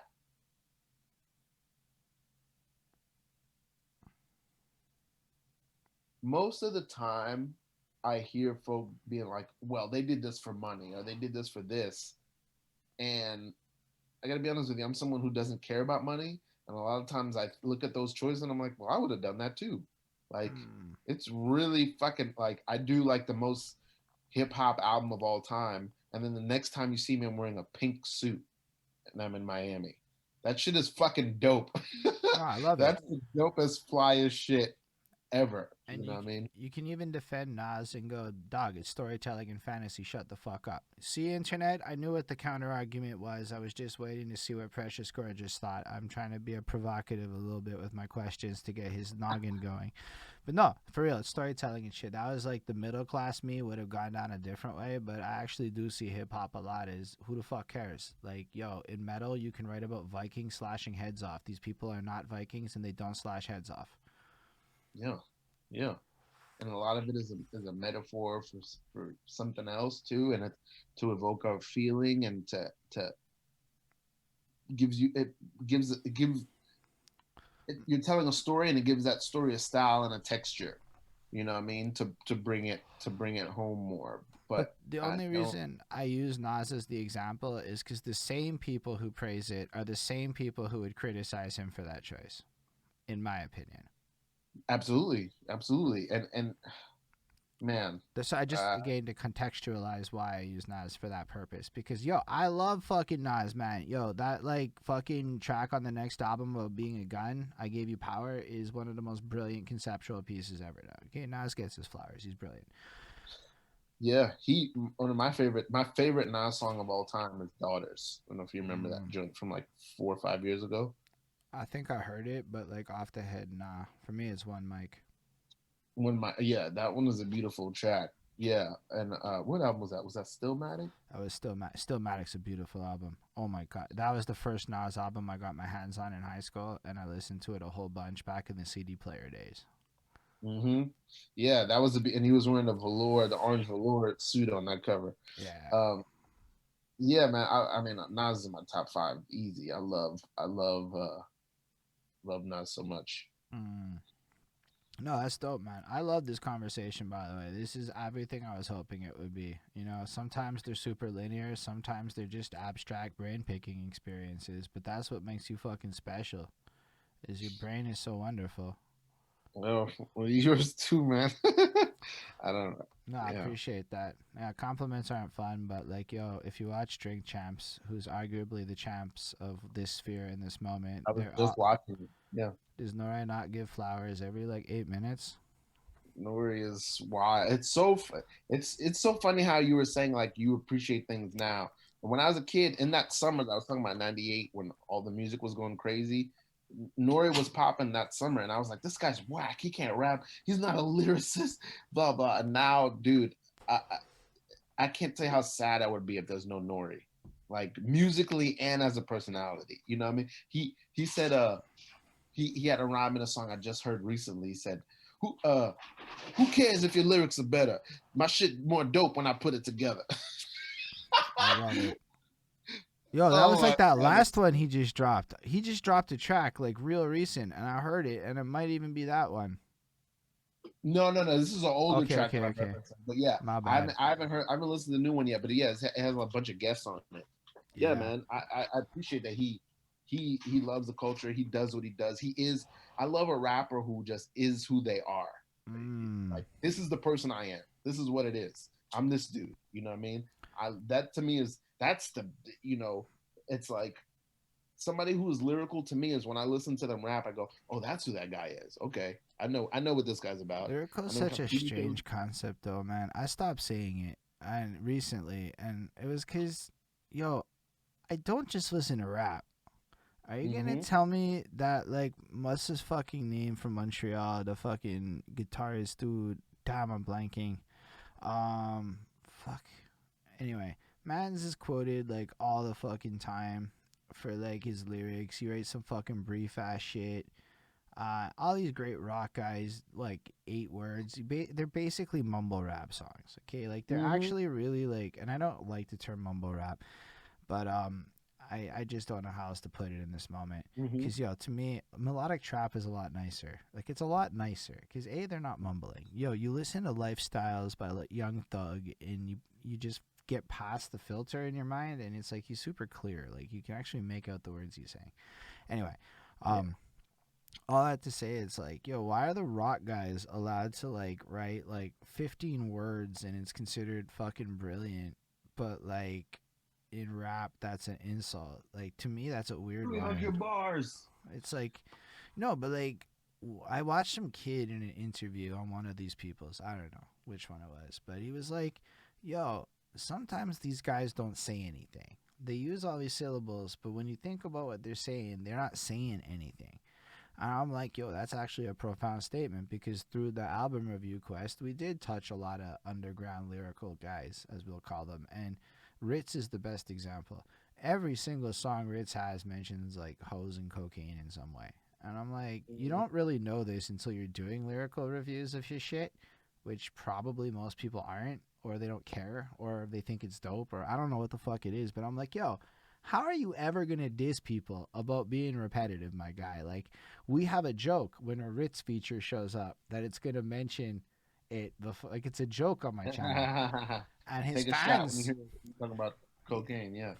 his fans Yeah. hate it. Like every time they get mad at me, and I'm like, dude, we're literally regurgitating what the man says in his fucking songs as we understand it. You guys don't know about. And I'm like, I don't need to. That's what the song says. The song is about that. How is this guy dissing anybody for doing drugs and fucking hoes? Is all I'm trying to say. Like his Oh, is that what latest. his thing is? Well, he does cocaine and raps about hoes in a less positive way. He usually shames hoes. He does this thing where like I've seen him both praise it and shame it. I guess he's had weird relationships with girls, but his last song came out and I checked it. I was curious, and guess what subjects came up on it in a negative, goofy comedy way? What? Cocaine and hoes. And I'm like, no Right. fucking way, my guy. Like you can't be dissing kids for rapping about Xanax all the time and then rap about cocaine and weed all the time. You know, like that's some like Mm-hmm. weird rules that people made. Like, yo, how is it cool for a Wiz Khalifa to make an entire career trying to be Snoop Dogg in regards to weed? But like Xanax, like yo, I mean, personally, I agree with you. I smoke a shit ton of pot. I don't think it's harmful, and I think Xanax is harmful. But you're gonna tell 15-year-olds there's a huge difference and expect them to really understand that? Like that's some fucking dumbass old Mm. man shit. So how are Yeah. you just? I don't know. Maybe I'm just ranting now. I feel That's like some I'm old ranting man a little shit. bit. Anyway, these are the things I think about when I do these like album reviews, and I'm like, okay, like so when I hear the lyrical shit, and I'm like, you guys are just repeating yourselves a lot. You're not necessarily like, yo, give Tech Nine his props. He's able to come up with unique song concepts on every album. That's something that is pretty profound that he can do. A lot of repetition, but at least 5 or 6 of them are going to be completely fresh, like you've never heard it before, and it's impressive as fuck. That deep into his career. Okay. Um, but most of them don't do that. And but then you look at like a Juice World, and you know what? You can rap about heartbreak 1,000 fucking times, and I'm always gonna be okay listening to heartbreak songs if I'm feeling Yep. heartbroken. And these are some shits that are very different than other things. Yeah, originality is, I mean, I'm not the first to say this, but originality is super overrated. It's like, just tell me who you are. If you want to be original, say the thing that only you could say. You know what I Mm. mean? What do you have on your mind? That's you. But like, I don't need you to do something nobody's ever done before. That's fucking, that's for children. That's ego shit. Who cares that nobody ever did it before? Am I gonna enjoy it? If I don't enjoy it, what's the point? I mean, You here's the know? thing. It's I like what you're saying, but Ismail popped up. It's a good bonus, but not necessary. So if you can be original, that's fresh. I'm not gonna lie. Precious That's the Gorgeous, you ego bring a shit. lot of originality to the table, in my opinion, with how you think. Now, you I might agree. not be pursuing it, but in your efforts to be authentically you, You have Yeah. created a profile that is super hard to replicate. Mm. Well, I appreciate that. I mean, yeah, I think, I mean, that might be a byproduct of just trying to be, um, well, just being who you are. I think my only point is like, in the end, that's all we really want to know. It's like when you like somebody's music, you're just like, I like this person, and they're really good at telling me about who they are and what they think. You know what I mean? And that's all I really want. My guy, you're you're hitting it on the head. But we're in a transitionary phase of life. So you might not see the results of your thinking yet. But that's because Mm, the as a service economy is just picking up, meaning people subscribing to you directly rather than buying your products. mm, wow. Yeah. So I'm on Twitch because Golden Jenny's here and Ismail's here, and these people subscribe to me in a literal financial way, and it's fucking humbling, my guy. It is humbling to say that every single time. So I'm not trying to showboat or gloat. I'm actually just trying to explain what I mean by an as-a-service economy. As long as I manage to continue to put out the content that they think is dope, I didn't tailor it to them. They just came across it and thought it was dope. Ismail likes to give feedback. I like his opinion. I listen to some of it. Um, and like we all like grow the main core community, but they become clients in a sense. I don't mean to go so corporate with it, folk, but they become your clients, and then at that point it's like, yo, now I provide a service to these clients, so it's as a service. So if you stop, if people, not you in general, but people are so focused on like album sales and merch sales and commodity sales, I'm like, yo, let's be real, man. We're in a minimalist society where like nobody can afford shit. Well, fucking merch am I selling, my guy? I'm not, I mean, Mm, sure, if I can come up with some cool, innovative, useful, practical thing, I'm gonna sell it as merch. But otherwise, I'm creating corporate waste. Is my honest feelings on merch right now. I know that's mm, probably not what people are expecting, but I live with a fucking super eco-friendly girl, and she does make me consider a lot of my choices. Like fuck plastic. Like it's not involved in my shit, or I'm not that interested. mhm, Like glass is cool. I'll fuck around with glass items because at least you can reuse it. But like, yo, who needs another fucking shirt? mm, Like who really needs mm, that in the world? So I think like a lot of the younger people also fuck with that type of shit because yo, they're on YouTube watching that minimalism stuff. It's not us. I mean, you might. I mean, I know what it is because she does, but like I don't watch it. She watches it and tells me what I have to do. So I look at it like these youth are just absorbing that shit like sponges because the planet's dying and it is their problem. It's not as much my problem. Let's be real. Shit hits the fan when I'm on the tail end of life anyway. mhm, mhm, I know it's rude to say that, but it makes me more aware. I care a lot more. I'm learning how to care more about the planet. It's all her. For shout out Bonnie. She fucking really cares. She got this like I speak for the trees hoodie that she wears out in public with a mask to go with it because she wants you to know that she's for the trees, yo, and she's sincere as fuck, my guy. mm, But mm, like, so you see that kind of shit, and I'm like, you know what? Most people care about that shit. Is the truth. So what's the value in a merch or more plastic fucking CDs? I saw somebody mm. posting about CD inserts. I'm like, yeah, it's just a bunch of plastic to put into the world. I'm like, that's what I think about it like. Now, I don't know, maybe I'm wrong, but how are kids gonna perceive it? They're not even buying CDs. Maybe vinyls are cool. I fucks with vinyls, but a vinyl's like a collector's. It's like I don't know. So I just think about how the kids perceive the world, and yo, they come across a guy like you, and you're just so cool. Like I'm gonna be real with you. You're cool. Yeah, you're probably the first person to ever say that, but I'll take it. I'll take it. You just yo man, you're exactly the kind of yo. My best friend writes comic books. Why would I not think you're cool? Yeah, I'm built for that. I'm of You that. make a I'm made of bunch of that. music that I thought was dope. Listen to a whole bunch of it. It's fucking fire. You're on point. You have concepts, and you're in flow in the pocket. Blah blah blah. It's all. You're sitting here dropping top level intellectualism with class. Like, what the fuck else could I want in a human? I appreciate it, man. Wow, that makes me feel good. That's kind. Yeah, Sure. I can't And afford to lie right now, so that's all facts. thank you for saying that and for being so thoughtful and so having such acute attention to detail about everything as well. I'm supposed to in my current position in life. I might not be the best rapper, but I've built up a life that allows me to be a particularly distinct interviewer, probably through the combination of being a struggling MC mixed with album reviewer, mixed with readaholic, mixed with talkaholic. Mm, mm, Oh, and I listen to my girlfriend, and I practiced that shit for years, so I learned how to listen properly. okay. Okay. Yeah, Wow. I didn't want to fight with her. I was like, how can we increase blowjobs and decrease arguments? I swear to God, that's my metric of success. Mm, damn, that's wise. I'm gonna steal that. It's a good one. I tell I'm gonna everybody that. steal I tell young people that. I'm like, yo, trust. If you think with that, you will avoid most arguments that. because he's going to think for you. And he's smarter than you in that moment, believe it or not. Mm, Anyway, absolutely. let's go I'm back with to your life, though. Because you still have a whole bunch of interesting life to cover. We need to warm up. We had to get into it. You know, that was fucking fun. But let's go back to you. you're like a young MC. You start rapping. Let's talk about that. Are you a writer or are you a freestyler? Freestyling comes later. Right now, I'm probably a decent freestyler. Spent all my life dabbling in it, but mostly I'm a writer. I'm writing raps, writing raps, making a little music with my friends. So, I'm part of a little group. I meet some other rappers in high school, and we're making little stuff. So I've been recording here and there since I was like 14, and making little songs. Tell us about that. Ironically, How did you uh, make your little songs?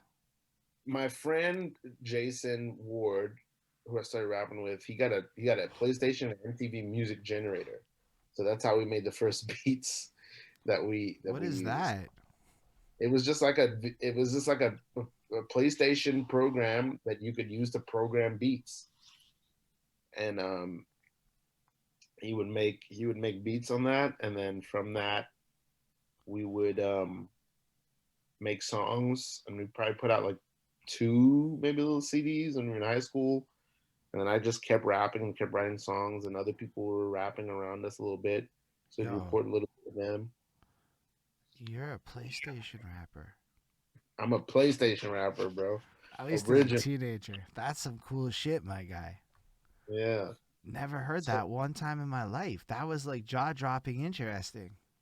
that's funny because I don't hear much people talking about it, but I don't know where I would have been without that if because we didn't know any other way to make beats then. That's probably before like Fruity Loops or anything like that. Dude, that's And very innovative. yeah, we didn't have like a sample or anything. So yeah, we're making beats, and it kind of helped me because early on he's making beats and asking me what I think. So early on, it's cultivating for me without me knowing it a musical point of view, Yo, a that's point of view. big. Yeah. Yo, that's interesting that you say it like that. Cause something that comes up a lot in life, I think. Yo, what's up? We speak English good. Yo, hold up. I gotta throw a shout out to them because they're fucking really cool and they're interviewing me on Friday. So, yo, follow fucking We Speak English good because, yo, they're interviewing me on Friday. Whoops, plugging. Sometimes you gotta do what you gotta do, my guy. But back to what's interesting. Um, Back in the day was a lot of duos. So you'd have like a beat maker working, or at least a in-house production working with a bunch of people. They would probably have more of that dynamic, people in the room, ideas bouncing off of each other. And now we look at the economy of it now, and it's more like you cop a beat this. If you look at your Brooklyn Zoo, you definitely took advantage of choosing the beats from Brooklyn that you thought were fire. I learned that designer was from Brooklyn today. I didn't even know that. Wow. Okay. I looked up about a guy from a race jockey guy from yo man. Your album's fucking. We'll get to it, but I just have to give you your flowers. So in case people stop watching, they know there's a little teaser of how fucking smart you are with that shit.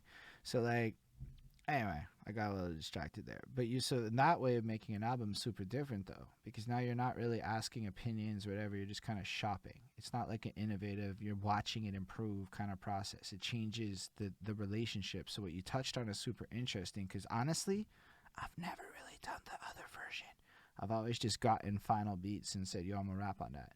So I don't know what it's like actually like to sit there with a person and how to make a beat in my face. I've literally never done it to this day. Man, that's how I came up. I came up with my homie making beats and like who would have, it made me like start to form an opinion on the music and on the beat and on the making of the song and blah blah. Before I even ever was thinking, I'm still just like cool, but I'm gonna bar up on this. I'm gonna be very lyrical on this. But then I'm thinking, okay, can I write a hook? Can I blah blah? Um, so that's all of high school and into coming out of high school. Um, I'm just making music with my homie and with some other people here and there. You're not And just making music, you're also a comic book guy at the same time. So already you're a teenage guy doing two pursuits at once, becoming more excellent, which is very worth pointing out just to add emphasis to your greatness. word, yeah. And I started acting my senior year. Okay, tell us about Um, that a bit. I take an improv class by accident. Never thought about acting a day in my life. The only thing I thought about was in my AP English class. A couple things happened. One was so in my AP English class, we're reading some book and there's a villain in the book. I forget what book, maybe Scarlet Letter, and of which also I never read any of the books. I would just follow along in class. I never actually read anything, but we're talking about one of these books, and then the teacher talks about a Machiavel, which is a fancy name for a villain. And then I had probably just watched Rocky for one of the first times earlier that week, and I remember thinking, "Oh, Apollo Creed is a Machiavel," and then that made me go. So now I realize that you can analyze film the same way you can analyze literature. That changes my whole life, right? So now I'm become obsessed with films and I'm reading review. That's another big thing about me. I'm a junkie for criticism. So I read music and film reviews constantly. I don't listen or All watch right, anything. let's pause. What are your Yes. top five movie and film reviews?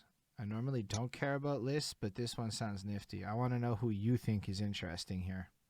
Reviewers or reviews? I can't name either. I don't have a list of Okay, either. just give a I can tell you, couple of reviewers and I guess a couple of reviewers is more interesting. Who should we there's a guy think? named Bartonelli that I used to like. I forget something Bartonelli who was great that I used to follow on Rotten Tomatoes because he was one of their top reviewers. And then I don't know. I didn't really follow reviewers. I more followed like sources and publications, like the Source or Okay, Double XL okay. or magazines that were more reputable or websites that were more Ooh, reputable. I would listen to reviews we from just got a there. fan question that's related from the homeboy Yes, Ismail. Did you watch the reviews for validation of your opinion or to find differing opinions? people ask this a lot, and basically, because people sometimes people ask me, uh, you know, oh, they'll change your opinion, or how would you listen to a review if you don't know your own opinion, blah, blah. I've read and listened to hundreds of reviews, and I'm often comparing the review of plays, albums, movies, you know what I mean? And so I often compare what the reviewer thinks to what I think. And I found that it was very often that I mostly agree with the reviewer, like 80%, which is a high enough ratio for me. 80% of the time, I see the movie or I listen to the album and I'm like, yeah, that's exactly how I feel about it. So I just started to just trust aggregates of reviews. So I may not trust one review, but I'll read five of them. And if all five say this is just okay or it sucks, I'm not going to listen to it. If all five reviews say this is incredible, I'm going to listen to it or watch it. If five reviews say it's incredible, and or if two reviews say it's incredible and two reviews say it's whack, I'm going to listen to it because they're polarized. That means something interesting is happening, you know. So really, I'm just going to not get my time wasted and to sort of commiserate with them about what are the elements that they found interesting or not interesting. But I'm not going to necessarily get affirmed or not affirmed. It's just another critical Hmm. mind So it's breaking this thing interesting that down. you say it like that because as you were saying that, Ismail is talking. And he goes, I hate when people say that they change their opinions because of Anthony Fantano. And I believe people watch reviews for validation. So here's where I'm going to have to come in and go with you, sir, are not the majority. That's why it's I don't interesting. know that I believe that. I don't. Here's So, why I don't so say I I don't don't know think that. people read the reviews mostly. I think they look at the star Okay. rating and make the snap judgment. But for people who consume review content, I know a lot about that audience. I've spent 4 years dealing with that world. Mm, And I can tell you that if you look at the current metagame of reviews, loving shit is all you have to do. mm, mm. In Nobody, terms of what? people go to reviews of classic hip hop, new hip hop, whatever, because they don't necessarily watch your review right away. We're in an era where there's two crowds. There's this Insta crowd that watches the review for the reasons you do to evaluate it. Most people watch this shit after they've consumed the product. Now they're Sure. looking to agree or disagree on some bandwagon shit for the most part. That's my Mm, experience. So I make 2 hour fucking album reviews. I do not attract that world. But I also have a couple of shorter videos that currently get comments that tell me that trust people like if you talk about Tom McDonald, you must love Tom McDonald, or you are going to deal with Tom McDonald stans. Or if you talk bad about Eminem, there's stans. Stans are who watches reviews. It's every group's stans that watch review content. Now, I'm not saying that disrespectfully. I'm the stan watching review content. mm. That's what made me a reviewer. Was this crazy 10-hour fucking series on Weezer? Yeah, yeah. You know, shout out Raw Critic. That's the channel that really. And then I was watching these 2 hour things from Rap Critic about albums I cared about. And if you have like Mm. a nostalgic love for something, or you're really feeling something, you're going to want to watch people love it with you. And that is the general vibe of the pop review sphere. Then you have the secondary sphere of people who want what it's supposed to be. That's not the majority. I respect that. Yeah, yeah. I'm not of that. I don't really care if someone loves it with me or not because I'm I guess reviews are just for me, who's a practitioner. I don't have time. I have a few years to become great at this. So I need to know what You are have a the lot of elements. years. Well, yes, but in my mind at the time, right? I'm 20 and I'm like, I gotta be the Mm, best rapper in the world in 3 years and whatever, right? So I'm just like, what makes something great? It's something else about me is like I'm a huge snob. So if something is not reviewed great, or I don't get a sharp recommendation from somebody I know, I do not listen. I love it. don't care. I don't care about you. I'm only listening to great albums of all genres. It's got to be super well reviewed and or recommended, and then I'm gonna pour over it. And then even then, I may not like it, but at least I'm gonna hear, okay, this is what's important, or this is what resonated with this person, and I can study that technique. Like I'm not a Biggie fan. I don't love Biggie, but I hear what people say about him, and I go, okay, I can see that he was good at this technique. That might be something I want to learn, and I try to learn it from him. You know, it's sacrilege to say you don't love Biggie as a Brooklynite, but you know, Yeah. I mean, I don't know how to argue against that. It is sacrilege according to the internet. yeah, it's sacrilege. I get it. I get it. He But was, so is a lot of things. But that's what I mean about the world of reviews. Is there's these opinions anyway. So it's like that's why you're interesting to me is because you think so critically about stuff. But think about what you even just said, right? Your art comes off, in my opinion, with a high level of finesse. Not like bad. Like it's really beautifully delivered. It's like shit where if you had stuff on Spotify, I would listen to you. I have one album on Spotify. It's This there. it's the movie you saw. Yeah. But I like a lot of the other songs in a more listenable way than that album. That album was like, yo, it's dope. It's real Mm. dope. I love the story arc. I like the whole feeling with the girlfriend thing as it evolves over time. It's really great. Yeah. It is more what I would appreciate than what I would bump. But you have some tracks on that other shit where I'm like, yo, I bump that in a second. I just fucking rip that and fucking bump it and repeat it, and you'd make way more money off of me if that was on Spotify if you could put it there. Sure. I fully Yeah. understand why some of those. Well, I understand why the songs probably can't go on Spotify. Yeah. But I was sitting there going, damn, this shit's fucking good. Like, really good. Mhm. Nah, but Thanks. like, Yeah. so definitely appreciate that. But you also consumed a lot of greatness. So if you're only going to listen to greatness and you're only inspired by greatness and you're only aspiring to achieve greatness and you don't want to be influenced by mediocrity, you're just in that camp of people that wants to make sure that your influences are pure. And there's a lot of artists that do that shit. You don't know how many people, okay, it's not that many. I'd say like 12.5%, 1 in 8 people has this like super fuck the rest of the world. I don't want to listen to anything except for whatever attitudes to music. And maybe like me, I'm the opposite. I want to hear everything. But I actually get where you're coming from because so many people actually are more on your side of the fence where you only want the best and the purest and the most interesting to inspire you because that helps you achieve greatness.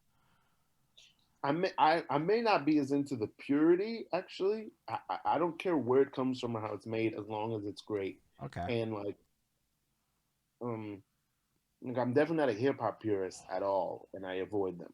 Um, I guess to me, music, it's music all. What's that? essence. I was thinking more music essence. Yeah, music for sure. Yeah, like great. Yeah, the great music from wherever, great popular music, from wherever I can get it. And yeah, I think people always say you can learn from good stuff and bad stuff. I don't think so. And matter of fact, I think it's the opposite. I think it makes you worse. You can't get whack juice is hard to get off. I don't want it anywhere near me. If something's whack, get it away from me because I'm just afraid it'll infect my brain and make me more whack. I don't want to be more whack. I only want to be more great.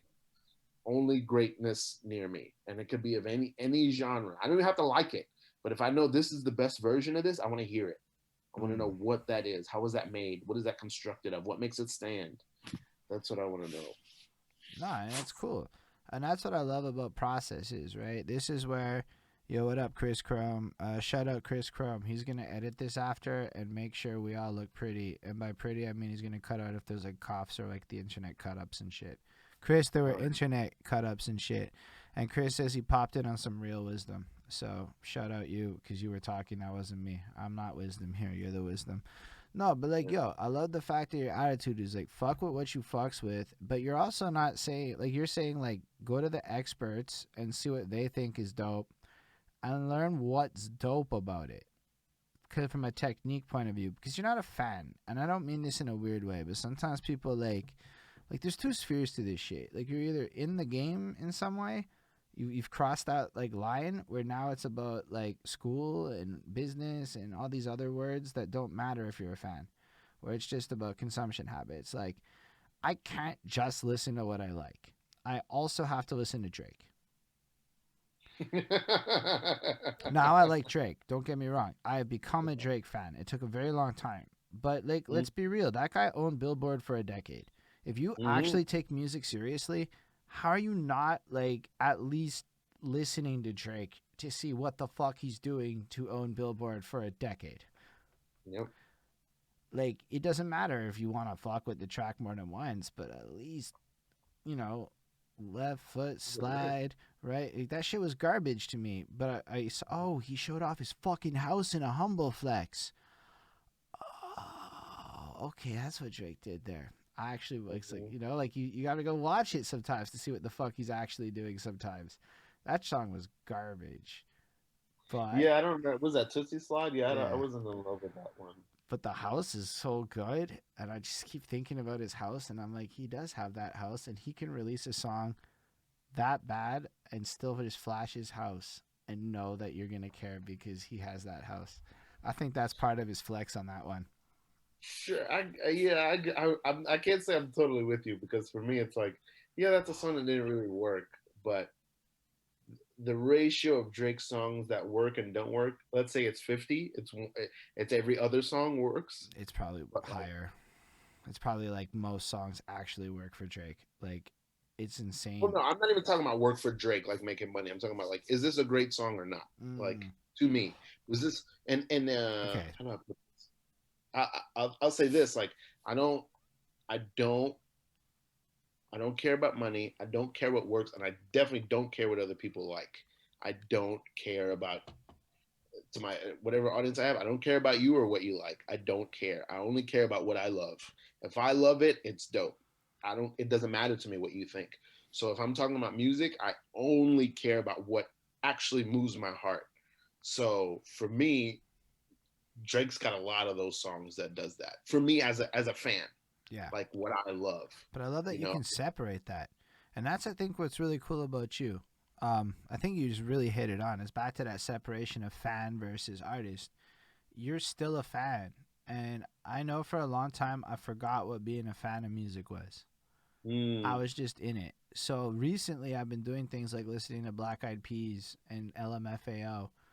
And like, cause you know what? Say what you will, I don't know what the fuck else came out back then. I can't remember all the other shits. I remember that, and it makes me Yeah. happy to listen to it.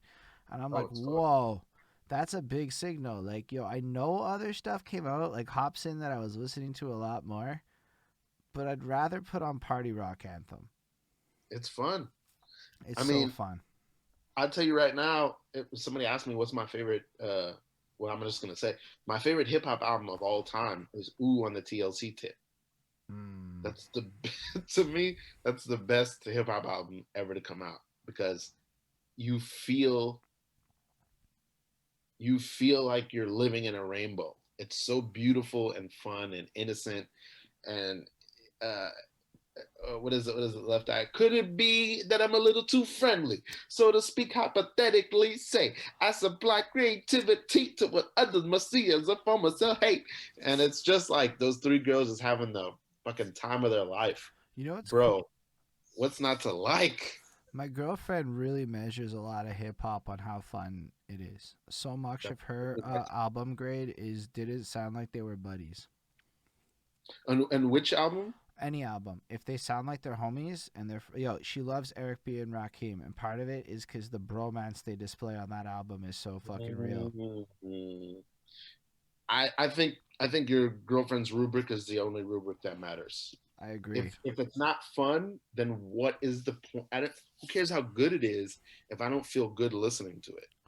Yo, it took me honestly though my whole career up until like months ago to start to even acknowledge this is real, which is part of why I'm indulging this conversation so much, because it's like me still kind of adopting this new way of thinking.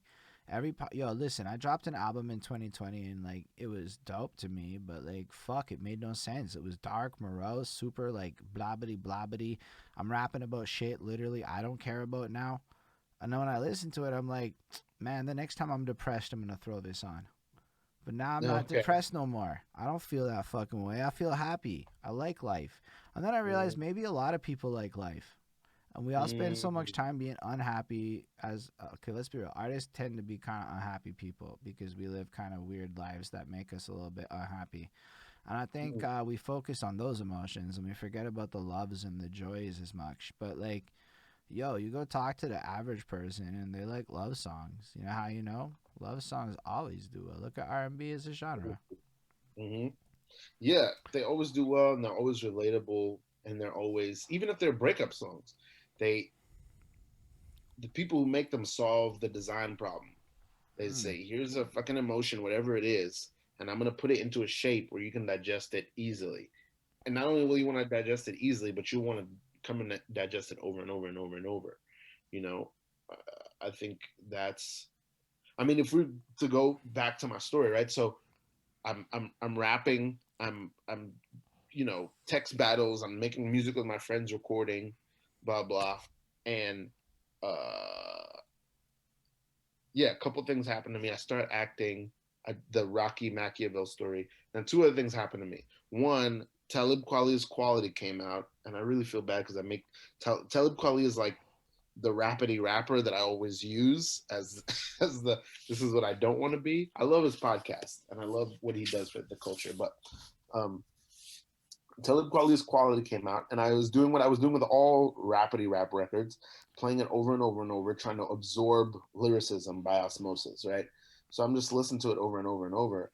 And at the same time, Ja Rule's, I think Ja Rule's Put It On Me was out. Some Ja Rule song was out or something. And I don't like a lot of his songs. Uh, I just don't. But there's a couple of songs like Put It On Me, is Holla Holla, like all those songs I love, right? So I was riding around listening to this quality album, trying to absorb lyricism, and then at some point it just dawned on me like, this is homework. I'm listening to music for homework. I'm not listening to songs I enjoy. And after that, I just made a vow to myself: never listen Shit. to anything you don't really enjoy ever again. I don't care how good they're rapping. If you don't enjoy it, actually, in your and that makes you take inventory all the time of like, do I love this song or am I listening to it because it'll make me a better rapper? And You know what? That may explain why so many young people fucks with like a cat like Immortal Techniques the way that they do. And I fucks with him as a rapper, don't get me wrong. But I remember being like 19, copying the Volume 3 album he did, and it was like a straight history lesson. But it was shit I'd never heard before. hmm And he opened my eyes to a lot of things. He got me considering modern slaveries and ideas and concepts. And it was like, yo, he's the prophet. Like how could I have never heard this before? He's the rapper, man. And at the time, I don't know that there were that many people that I could buy the album of in HMV. That I don't know if you guys have HMV, whatever. That like you could like have that content. I'm sure there were, but like he was the guy that was being spread around the YouTubes and shit. But at 20, yeah, I cared about that shit on some like, yo, motherfuckers is protesting every second week for some other shit already, kind of rah rah rah vibes. So that album I own still. And I remember listening to it recently and going, but I already know a lot about these topics now in my 30s. And hmm it was like a little bit, yo, some of those, yo, lick shots, fucking, I don't care. That song's fucking slaps. That song slaps. But like, the rest of the album is like history lesson time, and they're really great, well constructed. Like everything about the technical proficiencies is perfect. But like, I don't know. I kind of am feeling myself these days. I kind of like the Migos more at this point. Not to say I like them more, but like the Migos makes good feeling yourself music. I think great music is going to be music that doesn't sacrifice one for the other, even if it's for utility. Mm. You know, um, um, I was this is a phrase I would think about all the time. I made it up, but I think about it all the time. It's just a remix of another phrase. In court, they say the burden of proof is on the state. In art, the burden of interest is on the artist, not Woo! the audience. Your big facts. Right? So if you're gonna feed me information, that shit better be really fun to take in, or really thrilling, or really compelling. Like one of my favorite songs of all time is KRS One, Black Cup, Black Cup, Black Cup, Black Cup, because that's gonna go off. That's gonna ring off, and I don't look at it as a trick. I just look at it as this beat and the dynamics of this song really set off the harsh reality that you're getting, which is this black Mm. cop wants to be so accepted by his slave master and his oppressor that he's going to oppress you. And there's an irony to that, and it's crazy. It's a crazy idea. Or So that's what we just to presented. touch on something that was brought up a little earlier, the last time we circled into this line was Ismail brought up Dead Prez is bigger than hip hop or hip hop. Yep.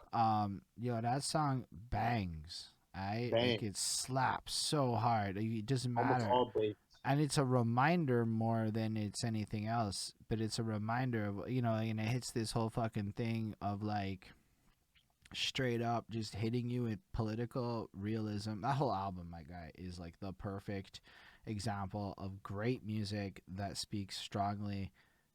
You do maybe need to be in a mood for it, but that's another part. I feel like you need to be in a mood for all music. I can't just listen to music personally.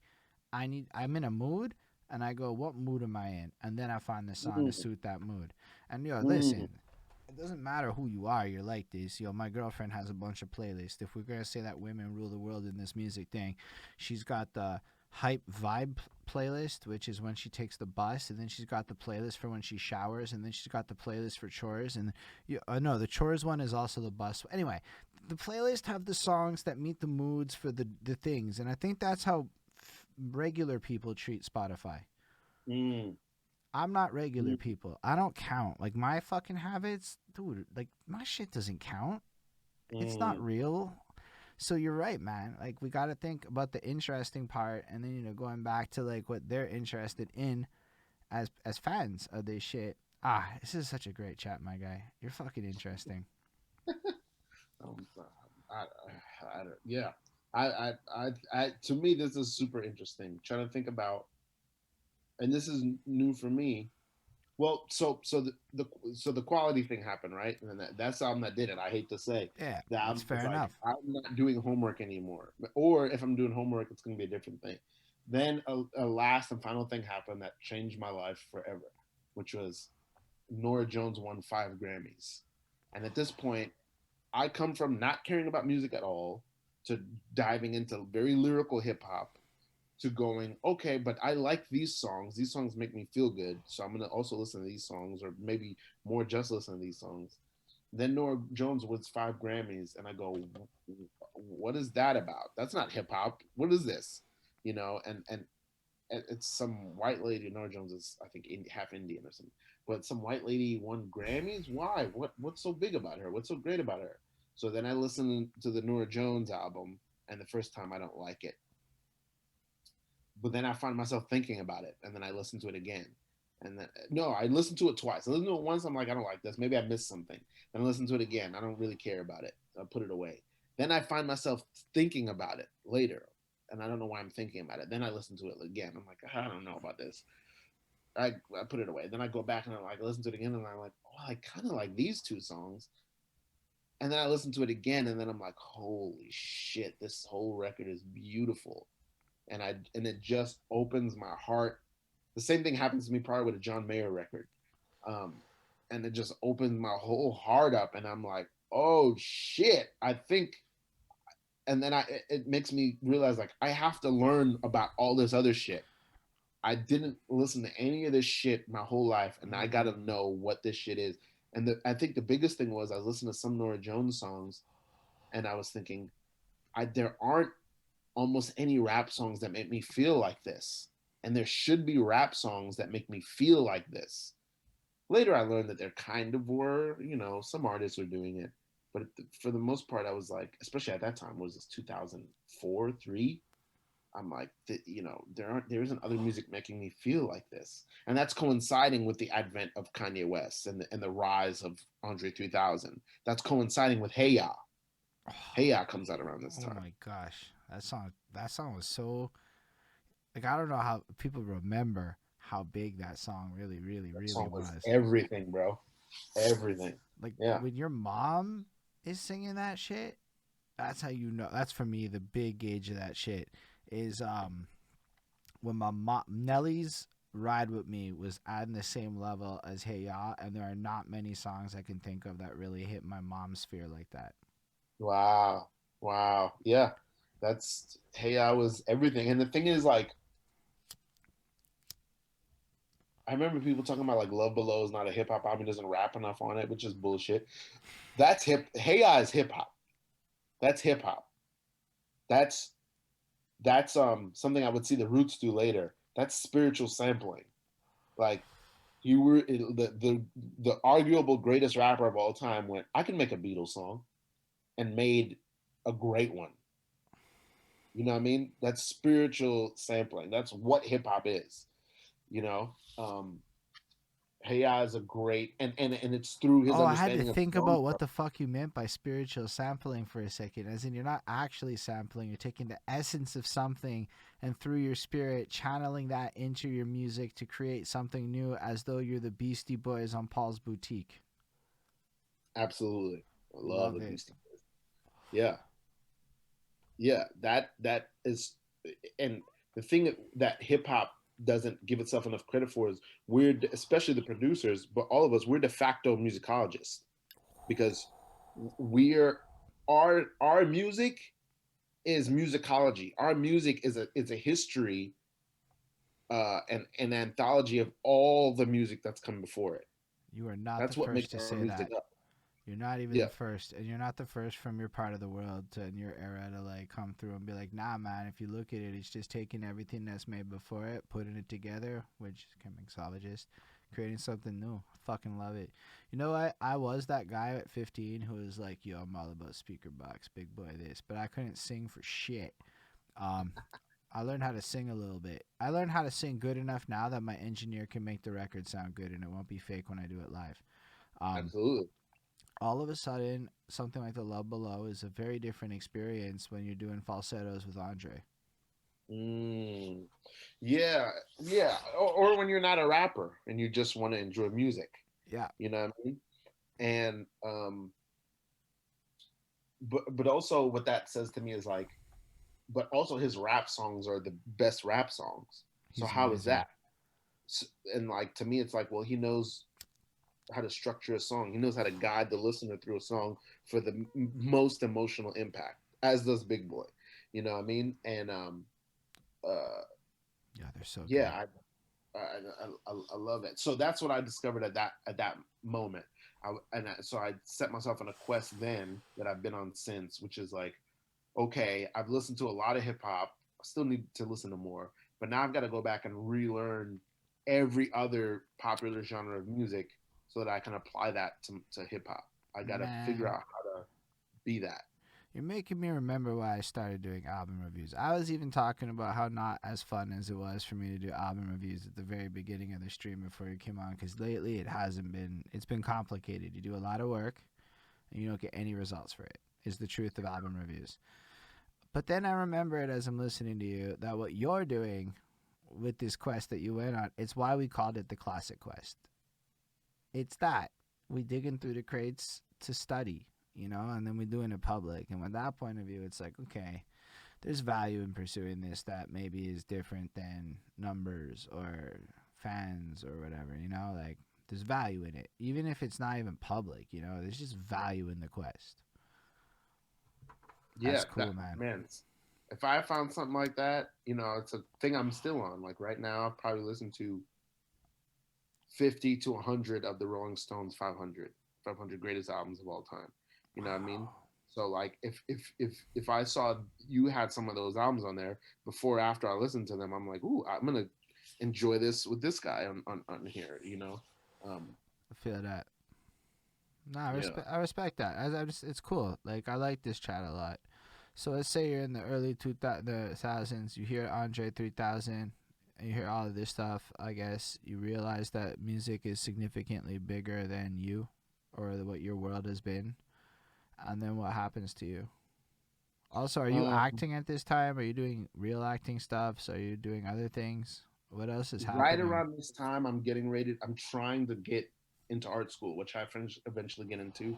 And I go to Savannah College of Art and Design, and I go to do a double major in sequential art and theater acting because it's the only school I know that teaches both. Um, I end up I do school. It's a great experience. I'm For the first time in my life, I'm surrounded by artists, which had never happened to me before. I was the only artist I knew.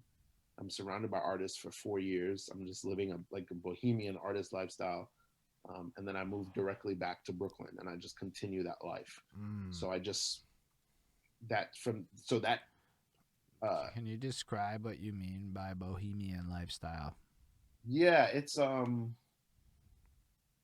a lot is happening, but basically, you know, I'm living on my own. I'm living in a house, and my friend, or I'm living in a dorm, whatever it is. I got a friend who designs video games. I got a friend who designs multiple friends who does animation. I got a friend who is designs fibers. I got a friend who's a painter. I got a friend who's an animator. I got a friend who's a filmmaker.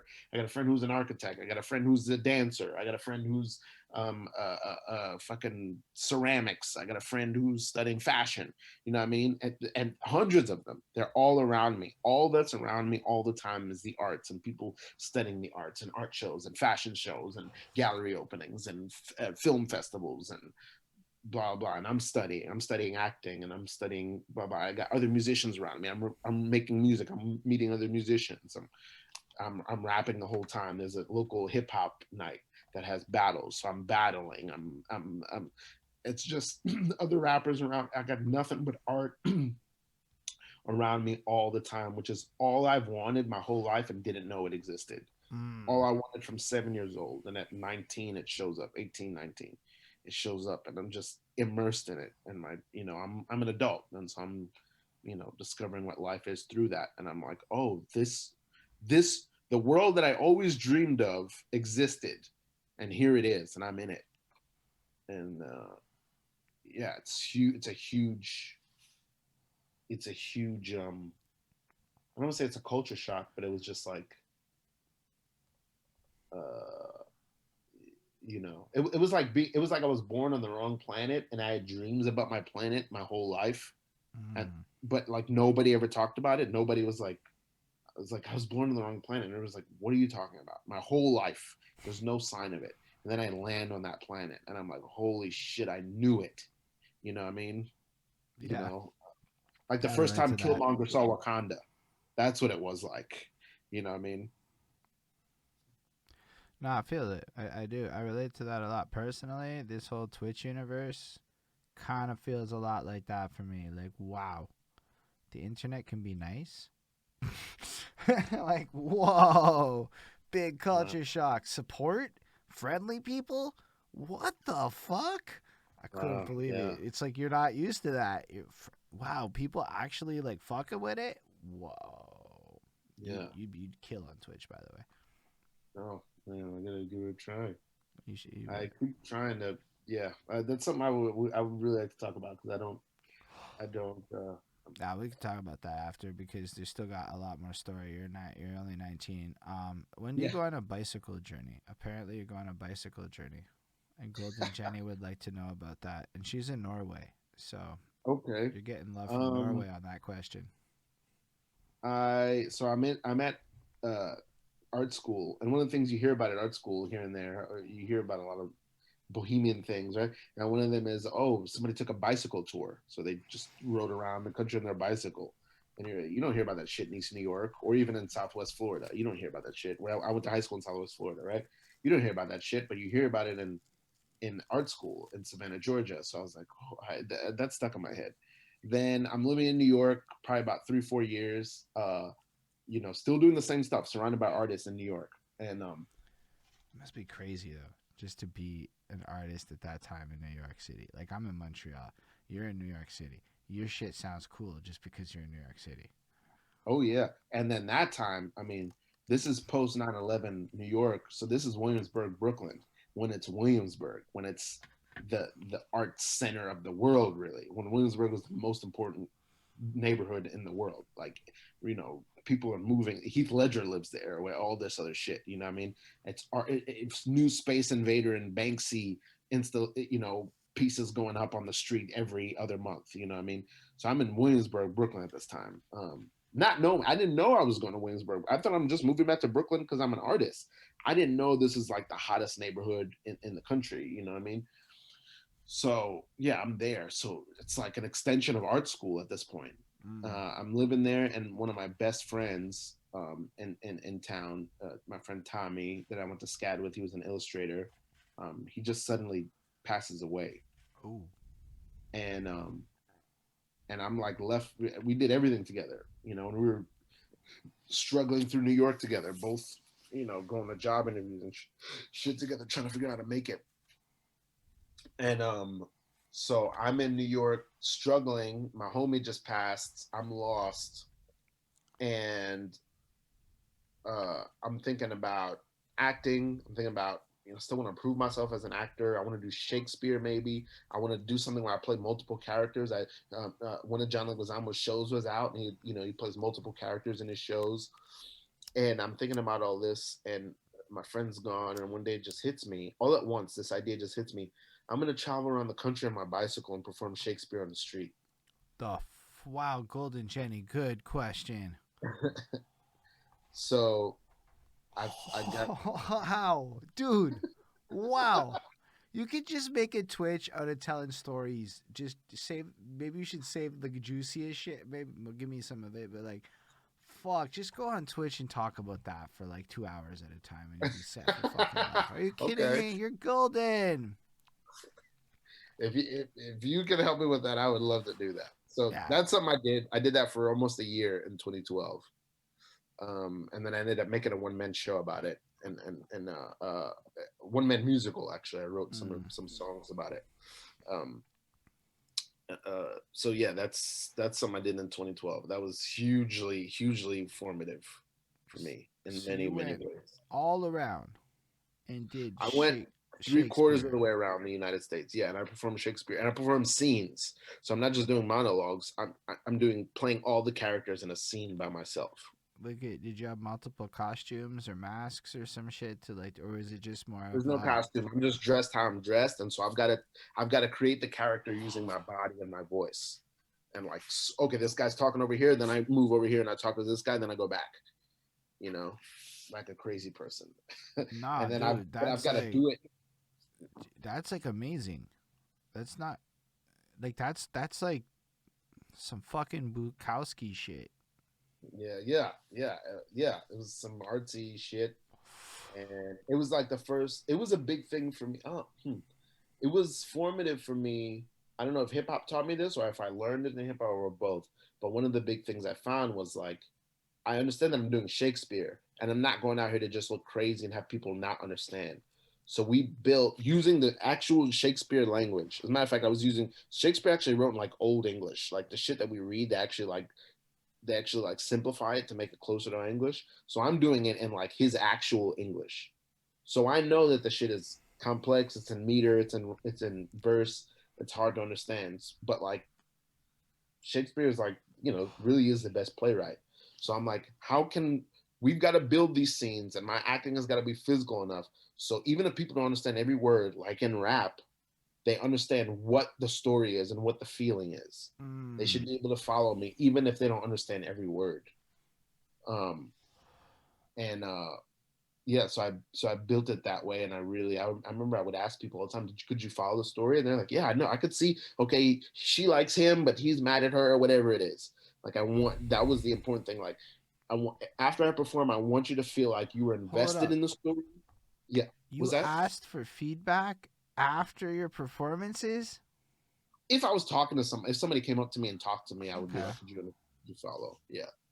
Um, Not open I was feedback, asking for very money. specific Money is what I was feedback, though. asking. Yeah, say that again. Just to be clear, because feedback's a very big term. I actually, like, part of my day job is to deal with feedback, so I think about it vaguely. But the specific nature of the one thing you cared about, you asked for feedback on from the general audience. Could you follow the story? I would always ask. I ask that in my raps too. If I do write a rap that has a story, because like it doesn't matter how good it is or how clever it. If you can't follow it and you're not emotionally invested, it doesn't matter. So Mm. I've got to solve the design problem to make that happen. So the same with the Shakespeare, and that was really important to me. I knew that when I said I did Shakespeare, like people would be like, "Well, I don't know if I'm educated enough," and I that was fighting to crush that. Um, One of my spiritual mentors, because I never met him, was a man named Joe Papp, who was like a poor Jew from Brooklyn who created Shakespeare in the Park. And he was very committed. I'm doing the best Shakespeare that there is in America, the best American Shakespeare. And people who are housewives and mechanics or whatever, they're gonna understand what's going on. They're gonna be riveted by this. I'm not even gonna put up Shakespeare in the Park, but they're gonna be super fucking invested in it. And Yo, you're dropping yeah, big knowledge nuggets. I don't even think you know how good you are at the things you're good at. I say that because I read your Facebook posts. It's some privileged knowledge. Maybe the audience doesn't know why I said that, so I just wanted to add that context. But you're dropping the shit that, like, is how major companies develop products. mm, As in, I can't go too deep in it, but one of my quarterly objectives at work is to work with my boss to pick the right questions to ask people. mm. And here you are asking the one question. So I actually watched this video on Mr. Bean today or yesterday. Dude, huge Mr. Bean fan. Fucking love Mr. Bean. Yeah. But so's the world, apparently. As Oh in, yeah. who's not a Mr. Bean fan, actually? Right. No language barrier. It's all visual. Exactly. And what he Yeah. did to test it before he went and did the show is he came to Montreal and he did Just for Laughs. And he said, "Let me perform in front of a French audience." To which they're like, "The fuck?" Yo, shout out Carl Westwood with Fact Fiend because I'm stealing his video right now. Like this is basically whatever. But yo, he never made fun of anybody's true Ismail. But what happened is he made sure that the French audience could understand his act entirely on body language, like his lip quivers and yo. I actually then went and watched the thing he did at the 2012 Olympics, which is the last time he performed in character as Mr. Bean, and he opened the Olympics, and it's this whole thing, and it's just the way he's just like, and he's just playing the piano, and it's fucking goofy, and he's doing this whole act, and it's just, I'm like, there's nobody better at that shit than Mr. Bean. Yep. And so he ended up getting picked up heavy by like airplane fucking whatever's for circulation on flights because people went apeshit. But he tested it on a French audience with the intent Mm, of that universality. So I'm like, yo, mm. what you're saying is what I just heard somebody break down what Mr. Bean did. Yeah, for sure. Yeah. I mean, yeah, I guess I'm super influenced by all that too. Like, and maybe it's like the way I happen to listen to music. Like, I get into trouble with like my own peer group because it seems like I don't care about lyrics because I'm saying these kinds of things, and I actually do care about lyrics. But to me, the way I hear music is I hear the song first, and then if I love it, I'm gonna listen to it over and over. And then when I listen to it over and over, I'm gonna be like, oh, did you hear what he said? Did you hear this line? But I'm not gonna hear it the first time because I'm just listening for the song and how it makes me feel. You know what I mean? Yo, I love that you said that because in reviewer land, I had to learn that about myself. I don't catch anything the first time I listen to a song. I can't even process it properly. Like there's just too many sounds and shit going on, you know? Like You so the hear first you time I hear a song, I don't actually hear anything like that I'm supposed to be hearing cuz I'm too busy Yep. feeling shit and like, yo, the dingalingaling is so fucking good. Yeah. Dingalingalingaling. Oh shit, there's supposed to be words here. I'm gonna totally have to play this shit back because I'm not even paying Exactly. attention no more. Dingalingalingaling. And then I have to listen to it like 2 or 3 times or I'm gonna be a shit reviewer. Mm-hmm. Yeah. All you're catching is the shape of it, right? All you're Yeah. catching is the shape of the song. Yeah, yeah. Then you're gonna go in and see all the little details on it. But like Yeah. But yeah, the first time I hear everything. it, yo, shit, if I'm doing it right, I have to sleep on it. But I don't have good time management, so I often don't do it right like that.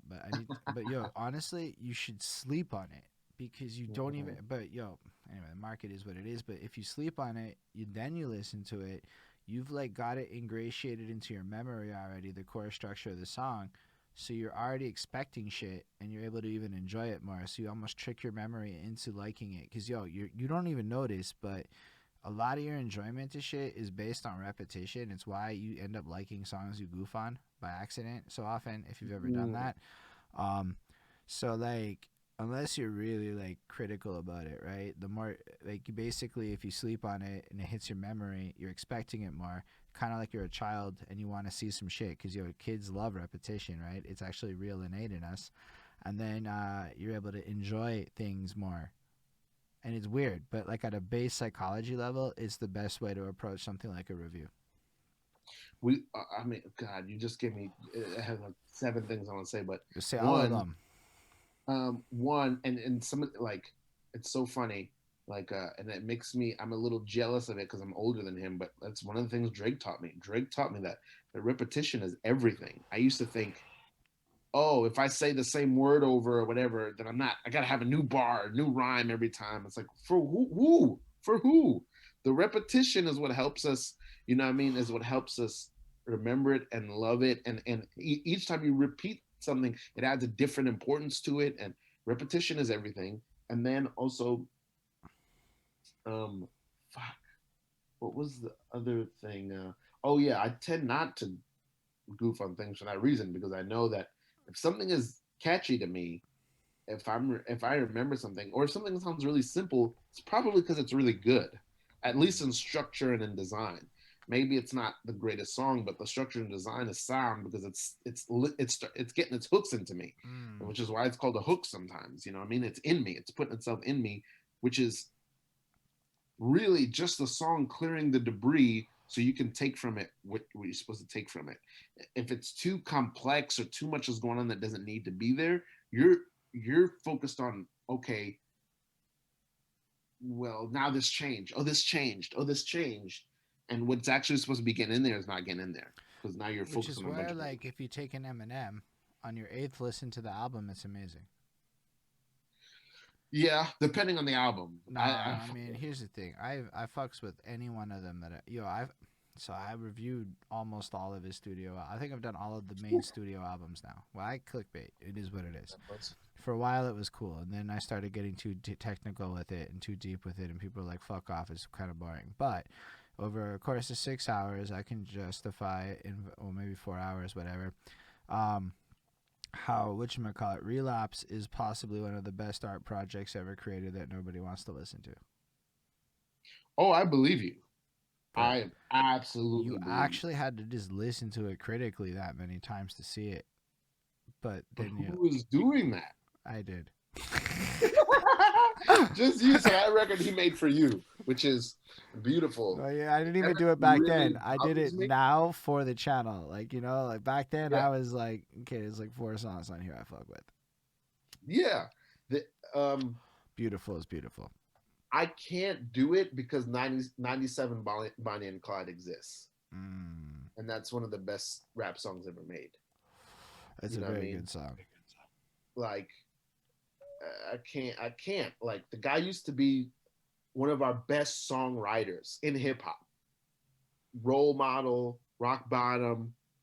Who knew? I never knew. I knew. Who had a fan, bro? No, that whole album is solid. Yo, even if you want to go on the album structure, was something that maybe a lot of people don't know that he did on Marshall Mathers LP, and he gave up the concept at a certain point, which was kind of weird. But at least the first 12 tracks have this dichotomy thing going on, where each track kind of is a response to the last track, and it's fucking nifty how he did that shit. But people like Uh, might not notice it. He did it a little bit here and there throughout the rest of it. He like here's an example of a modern dichotomy for people that might know it. Godzilla and Darkness are actually like coins. So if you listen to Godzilla, he's getting drunk and wasted at the fucking casino, and he's getting all raged up in his mind, and then he like blitzes out with the super fast part, and then he has the little fucking comedy skit, and it flows into Darkness where he's upstairs in the hotel room and the drug vibe and shit has changed, and it's later on in the drunk. Now, unless you're really looking for that shit in an Eminem album, you're probably not gonna see that shit in an Eminem album, but he actually does shit like that all over. yeah, and that's great. And I think stuff like that is beautiful because I don't actually think. Here's something I just recently read and came across that I believe is true 100%, which is Steve Jobs has a story that something his dad taught him, which is they were painting a fence in their front yard, and the dad was like, "All right, we got to go through and do 3 coats on the back." And Steve Jobs is like, "We did 1 coat on the back. Like, why are we doing more? It's the back of the fence. Only our family is ever really going to see the back of the fence. Nobody's seen that from the street. Why are we painting the back of the fence? Nobody's going to know." And his dad goes, "Well, you'll know. Mm, You'll know. I like That's why we that. paint the back of the fence." So all his circuit boards are gorgeous. You can't open a Mac, especially back in those days. You can't open them. Only they can open them. Only they will ever know what's inside them. But he says, but we'll know. So he made everything beautiful. And so for Eminem, I think those concepts or whatever, those for nerds like us that are going to pour over it, will know it. But Yeah, it being beautiful, those structures being beautiful, if nobody ever notices it, they're still going to notice it in the cohesion and the beauty of the album as a whole. facts. And You that's know, why they fucks with that album. Yo, not necessarily the new one. I just gave that as a modern example. But that Marshall yeah, Mathers LP tape, up until about track 14, it's consistently that kind of back and forth vibe between the two tracks, almost like a series of dichotomies. And I thought that was one of the most interesting things that made that album brilliant. And then somewhere near the end, when all the features show up and it gets, it kind of gives up until Criminal. yeah. I mean, yeah, I love that album. I love Eminem Show a lot too. I love Oh, that's my Square Dance. favorite because I was like fucking 14 or 15 when it came out, and like at that time I could get it, and I was able to sneak that shit because I was in a no swearing house, so I memorized that motherfucker. Yeah, it's a beautiful record. I think it kind of stops after that. After that, it's not. But my dad's gone crazy. Square Dance, I Business, mean, he had Cleaning life Out My stuff Closet. happen to him that changed him forever. Absolutely, yeah. And like, there's no. Eminem is one of the greatest rappers to ever walk the earth, and for me, rapper completely goes hand in hand with songwriter. Um, and lyricist. He's one of the greatest to ever do it. But he lost, he stopped valuing the part of him that we really loved because nobody, my belief is nobody knows why they like anything, especially civilians. The Mm, people who don't like art, I the audience, they have no idea why they like something. I can give you a theory on this shit if you want to hear the theory. Please. Eminem was super offensive in like 2000 when literally there were like picket fence protests for like fuck being said in places, right? Like Hmm. he was actually part of the counterculture punching up for a lot of that Hmm. part of his career.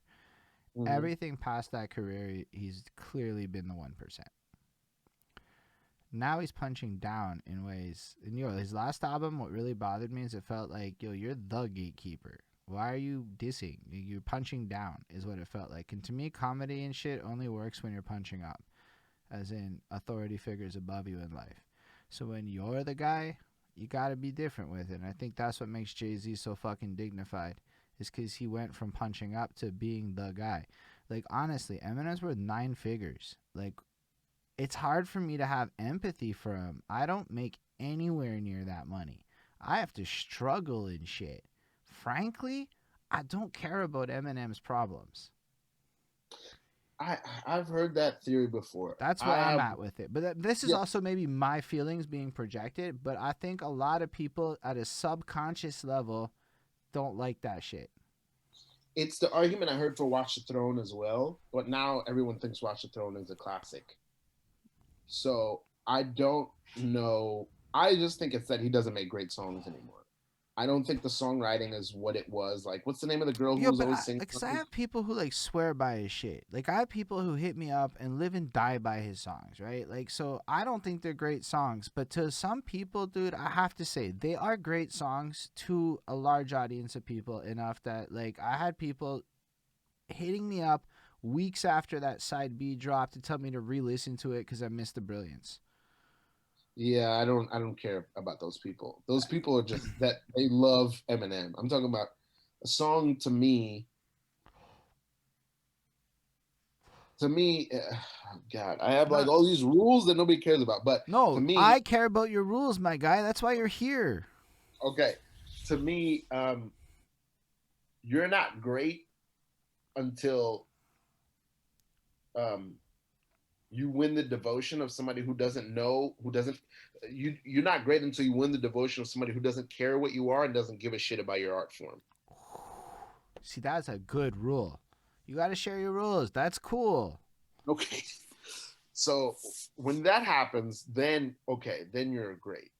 So most of the people who love Jay Z don't know shit about hip hop, and they don't want to, and they shouldn't. You know, what I mean, most of the people who love DMX, most of the people who love Aaliyah, most of the people who love even Mobb Deep, most of the people who love Eminem. You know, what I mean, they're just like, fuck, this song is cool. And yeah, that's all they should know. When I go to a restaurant and eat a meal, I'm not like, that's cumin, paprika. I'm just like, oh, this was great. You know what I mean? And that's what I'm there for. I'm not a cook.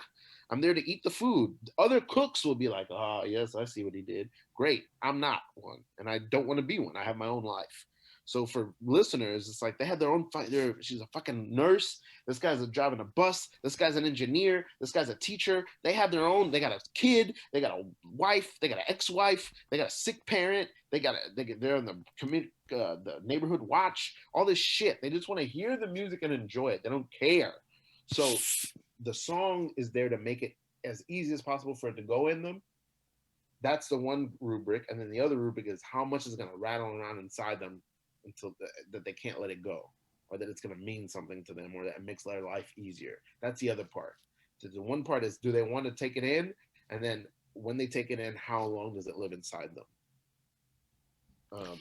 So in a That's sense, to those people, Eminem is great, and to us, Eminem would not be great based on that rule book. Because to some people, there's at least 2 or 3 people I can tell you that they're not stans. They are just people who fucking don't give a shit what the words are. It's the way he says these words that they love. sure.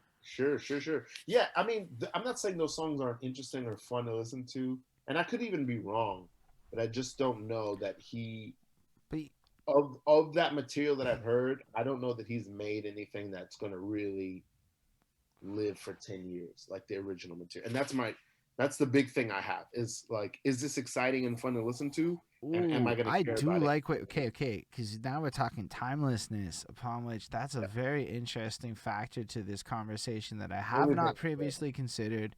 How timeless do I consider Murder to Be Music by side A because I really like side A. I think it's my third favorite Eminem album. It's a Okay. concept album of two parts. It's really well delivered. He's sonically all over. There, believe it or not, there are songs that I actually like You still could be want to right. listen I to. couldn't get through it, but No, I but didn't give it a to be chance. fair, like that's where it's like why like look, I know the conversation we're having and I know some people that don't like it.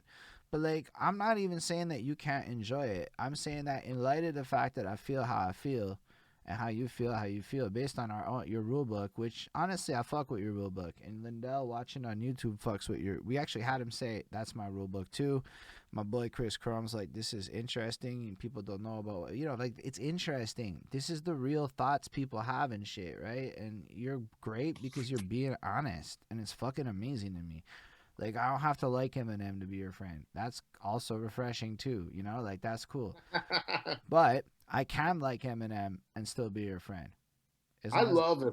To be which clear, I to love be him. fair, like yeah, he's good, but like in the sense that if I'm fucking with it, I don't get the sense that you're gonna hate me as long as I'm not trying to make you fuck with it. Sure, and I'm even open to the arguments in the other way. I could be missing something. I'm always, my friend Mandela Skia, who's part of the Black God Pantheon, which I'm part of as well. Like, he will constantly remind me he's the one who turned me on to Action Bronson, and it took me a Oh, long he's time to get dope. into him. I agree. It Yeah, took me forever. it took me forever to really let my guard. Like, I'm ashamed to this day that it took me a couple months to get into Kendrick Lamar. I didn't get it right away. I made fun of swimming pools at first. I didn't understand the Yeah. irony in that song.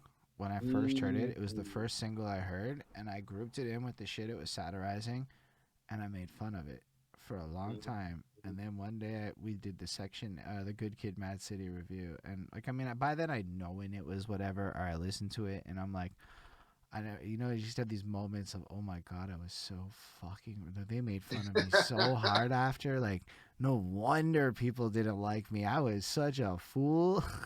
Yeah, yeah, yeah. What a brilliant execution of that song. I forget about that song. Wow, I've used to do it on there karaoke too. Um, Yeah, I've done a lot of. I've brought up karaoke. I hosted I karaoke. love that you talk about karaoke. Here's the thing. Hip Mm-hmm. hop karaoke is this thing in Montreal. I know it exists other places, but it's a thing in Montreal. Like it's like Heard they're about it. so it's like all the karaoke you can think of, except pretend you're at a rap show and there's no lyrics. Oh wow. So I start doing this shit because I'm like in the game early, and like literally, dude, all the rappers I know are goofing on it. But I'm performing to like 250 people audiences without like tracks out practically, just doing like DMX and shit. First Yep. track I did was Illmind a Hobson 5 minute fucking Wow. flex, right? I grabbed some guy's head. It was stupid actually. In hindsight, I never grabbed a person's head after because that's a dumb thing to do. But like I practiced all this showmanship shit doing karaoke songs. I went out and did Roll Up by Ludacris. I'm like, yo, we couldn't get a version with the roll out part on the hook, so I asked the crowd to hold me down, and they did. Dude, you never go back from that. Yeah. Once you experience it, you just never walk on stage in doubt again. You know the crowd will hold you down for the rest of your life. And then the crowd holds you down because they know it.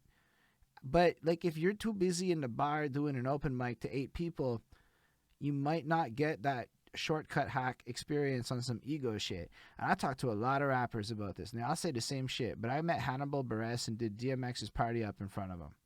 That Oh song Lydia. yeah. And then Love him. I got to do Yeah. like Rap Got It just for laughs on a big stage outside.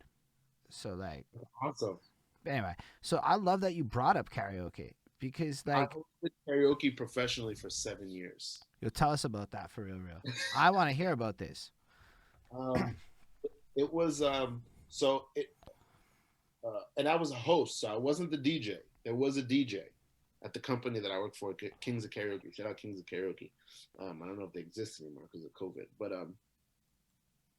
basically, I would in my adult life, the dancing that I told you about as a kid that came back big time when I got older, and a huge part of it was just trying to meet girls and grind on their booties, right?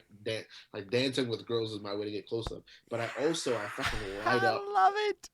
Yeah, but I also fucking light up like a fucking firefly when I dance. I just love fucking dancing. I don't know what it is. It makes me it takes me to God, man. I love to dance and I'm good at it. So so I'd go to karaoke because the karaoke they would do, they had a host and a DJ and it becomes like a dance party. And uh and then I could sing songs and I could practice singing. I could practice being in front of people. So I did that. I did it for that and I started working for them. But the other thing I didn't realize was you spend 7 years in a room with all kinds of people in Brooklyn or Manhattan or wherever you are, and you're listening to the songs. And they had a huge songbook, Kings of Karaoke. You're listening to the songs that people love. You're listening to the songs that move people, and you get to see firsthand how "Like a Prayer" moves by Madonna moves a room. You Wow. get to see how "Let's Dance" by David Bowie moves a room. You get to see how uh, Desire. What is that? The Slipknot. You get to see how that song moves a room. You get to see how "Roll Out" by Ludacris moves a room, and you're absorbing the song System structure. of a Down. It was System of a Down. Okay, System of a Down, or fucking Kate Bush, or fucking Talking Heads, or fucking Cardi B, or fucking Migos, or Zombie. fucking zombie. Yes, Cranberries. Everything, any song you can think of, you're hearing it and you're watching it do what it does to Fucks a with room. karaoke so heavy, man. I love karaoke so much. It's yeah, man. It was like church. It was like church. You people are dancing together and singing together, and the same people come back every week, and or new people show up, and so that was super, without me realizing it, incredibly formative. I was already, you know, in a mode where I'm actively trying to study music, and I'm hearing all these songs that I don't really know that other people or songs I know or songs I don't know that other people are loving, and what makes them love it. And you also see over 7 years, you can see phases. This song was really popular in these years, and this song is really popular in these years. And I'm not just talking new songs. I'm talking about songs that are 20 years old. Why does this song that's 20 years old really? Why is this song really popular in these 2 years, but it's not popular here anymore? Why is how we do it really popular in 2013 and 14 and 15, but not really popular in 2018? What is that? You know, Yo, those are some serious trends to watch, my guy. I'm watching even the difference in how people dress. Jeans are getting tighter, jeans are getting looser, more dresses, more tattoos, whatever it is. You're seeing everything because you're in nightlife in New York. No, but that Uh, data analysis of pop song trends is probably more valuable as a commodity of understanding shit than a lot of people probably even know what you just described, man. Cause yo, that is literally like it. Karaoke is what regular people love. mm-hmm, Yo, mm-hmm, it's huge and it's big everywhere. mm-hmm. Like already as you're talking, I'm like, how the fuck can I do karaoke on Twitch? I don't care about the copyright shits. Fuck it, let's roll. Let's see what we can do here. I'll bet that'll Yeah. be my most user interactions ever if I can ever figure out Oh, latency. But if I can help with that, please let me because I fucking love karaoke, my friend. it's the I type of love shit it. that's a lot easier if we're in the same room. With the anyway, that's an off-camera conversation. I can explain the tech Yeah. side, but in general, it's just like, yo, seriously, we did a thing where I'm just like, we'll review what you want. It turned out people just want to like listen to the music they love with you, and that's a hot move too. And like, yo, like when people can share it in music, the thing about karaoke though is it like taps into like this base common denominator of shit we all know. Like you always want the crowd to sing with you when you do karaoke. Maybe sometimes people are gonna sing some obscure All shit right. and clear the room too, and that's gonna happen a lot too. And like Mm. the way the culture that I built in my room, first of all, I'm encouraging everybody to dance, so it's a fucking wild party every time, or as much as I can make it. And the other thing is like I don't. Sometimes I think people slightly maybe nudge. Not really. My company, our culture wasn't like this, and I was extra this way. Like, sing what the fuck you want to sing. People would always Mm. ask me, "What song should I sing? What's gonna get the room hype?" I don't know. Sing your favorite song. I don't. I only want you to sing what you love. Mm. That way, we're gonna have a divert. Even if it clears the room, good. It's gonna clear the room and allow it to repopulate. Let's get some new blood in here. You know what I mean? Like so, and I'm gonna get to hear this fucking weird, obscure, Spanish song that you like, or this weird, obscure, whatever it is.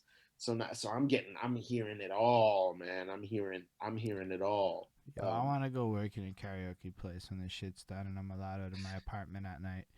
Um, Yeah, dude. Fuck. no, that's dope. Fuck that. I'm getting into the karaoke game when I'm done with this. It's too fucking fun. No, but that's That's, it. Like, it's supposed to be fun. I think that's like the big lesson of my life lately is everything's supposed to be funner than I made it for a long time. And I think it's cool that mm, that is like a core theme of your life. Like, yo, is it fun? Is it dope? Do I like it? Yeah, I like it. Let's fucking roll with it. That's a fucking powerful way to be, man. nobody's ever put it that way, and that is really true. And I appreciate you saying that because Nah, you that's you really put it true. that way. I'm just Mm. all I do is regurgitate the shit people say to me and say it back to them. That's thank you for catching that. Shit. Mm. Nah, but I mean, look at your life. Who did a bicycle ride around the country doing people centric shit in all communities? Because, yo, your data set there, yo, I'm also a marketing guy, right? So I'm just picturing this from a data perspective. Like, Mm. a lot of the successfuler people, and when I define success, I mean, you said at the beginning you're living off your art. Success, Yeah. my guy. I live in corporate America. I've been told America's harsh, corporate land, and then I come do this on the side and trust. I'm not really doing financially as well as you might be doing, making money on art. So like, I'm in that early phase of investment. Yo, but you put in way more time. I also look at life like that too. Like, yo, it's like a 7 to 10 year game, easy for most people to achieve a place of any kind of fiscals, right? Like, so I'm not like Mm. delusional about where I'm at. I'm approaching that threshold in my life, but it really like started in 2012 for me. So like hearing your journey and seeing that you're still so passionate about it and that you're still so with it and that you dropped what, 2 projects easy, 3 projects recently, a lot of projects recently, you know. Four in the last 4 and 18 months, but those are pretty much all of my albums. But that's But still, four in the last 18 but months. then Yeah. you're also a comic book writing guy. You're also an acting guy. Like, I don't even know how much acting you've done over this period of time, but that has to be a complete part of your journey too. I mean, on top of the Shakespeare, but like, you don't just fucking go do Shakespeare around the world or around the USA on a bicycle and that goes nowhere.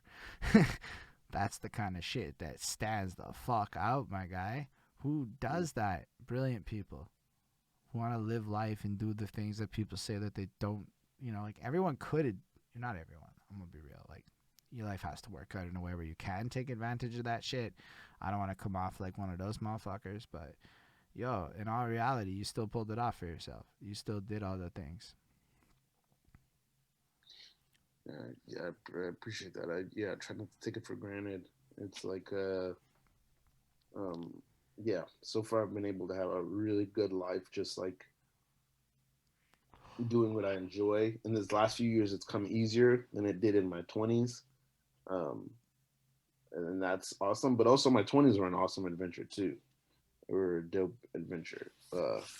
So yeah, it's getting a little bit easier, which means that maybe I'll be able to output more and do more. Yeah, you Because it's probably. still the thing that is true is I still feel like I'm only operating at like 20% capacity. I feel like I have a lot in me and it's not coming out. Like, like we haven't gotten to this part of my career yet, which I guess is the latest part. But like, I feel like my job is to learn the things that you know right now, which is like the marketing and the business side and how to sell it and how to make the money off of it. I feel like I'm 36 now, so I spent 25 years learning. If Pharrell calls right now, I can go to the studio with him and I don't need to be nervous. I Mm. know what to do. You know what I mean?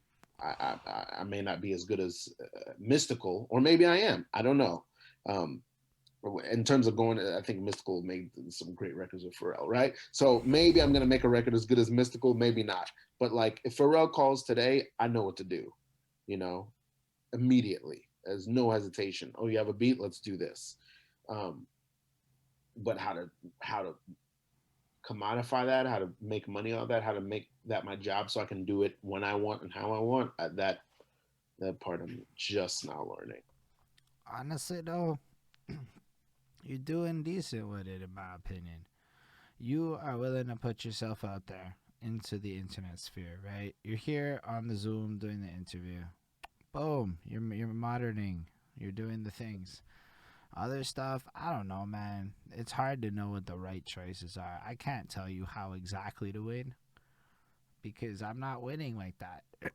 I can tell you how to journey in this direction in ways that I think make more sense than others, only because, I have studied a lot of shit. But the truth is, you already inherently are built for this based on your ability to listen to feedback. Mm, mm. Wow. Yeah. Wow. That's a good point. And that's a big deal. That's definitely the thing I teach. I teach acting, and that's definitely the thing I teach my kids is I'm here to teach you how to be directable and nothing else. I'm not here to teach you how to cry on cue or all this other bullshit. If the director needs something from you, you got to be able to hear it and do it. That's your job. Oof. That's kind of everyone's job in entertainment. Hmm. Like, listen, I have to be cautious of shit, Like, I try hard, like, the beginning part of the interview to make it super you talking, but, like, I also have to talk or it's not really my show, right? Like, I have to be smart about these balances. But then in terms of topics, is what do we do? Like, where do we go with it? What's the most interesting shits? Like, what people really fuck with, dude, is this marketing shit. I know, like, some people, like, don't fuck with it, but we get, like, a weirdly high interest in regular people struggling with marketing on the internet with me. Wow. Yeah, that's what I thought. I was like, what? We could just talk about, think about it though. You were watching that Mickey Fact shit. He was spitting his game and you were eating it up. And I'm like, I Yeah. think I talked to the 17-year-old and I'm sitting there going, tell me more about how to Instagram, my dude. Because I think all of us inherently have this insecurity about social media and how to play these games. And it's really universal, but especially in all the creators that are doing it. There's an interesting idea that I think most people see something as a trick that I think is actually very practical. Like this is a cheat or this is a thing. Like people would be like, I think an example is like you got to have a club song, which is what is a club song? A song that's fun to listen to and fun to dance to, and like uh, promotes happiness and fun. Why would you not make music like Mm. that? I'll tell you why. Because for a long time in my life, I never would have been at a club. So it would have been so like, why am I? I'm never gonna perform that shit. I'm never gonna do that shit. I'm never in that vibe. So Are you going like, to be at a barbecue? nah, not now maybe, but for me, dude, I'm talking like grungy ass punk shit is more my steez at that point. You want to come in with the raps and, but that was where I was at for a minute. So invite, there's a do you know what I leave in my note file for reviews? Uh, Music is designed for the environment upon which it will be played live. mm, That's true about classical music for mid-sized circular ceiling type shit. It doesn't sound good in certain venues on some acoustic shit. I actually could not tell you sonically what the fuck that means, but I read it in books, so I know it's some fact shit because of who wrote it and whatnot. Or like, certain types of rock music are made for a bunch of kids on speed moshing out in certain types of venues.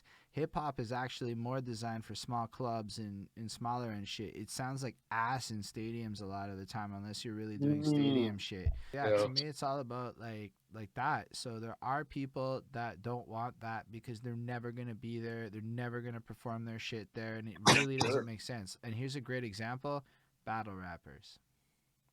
Mm, mm, Think hmm.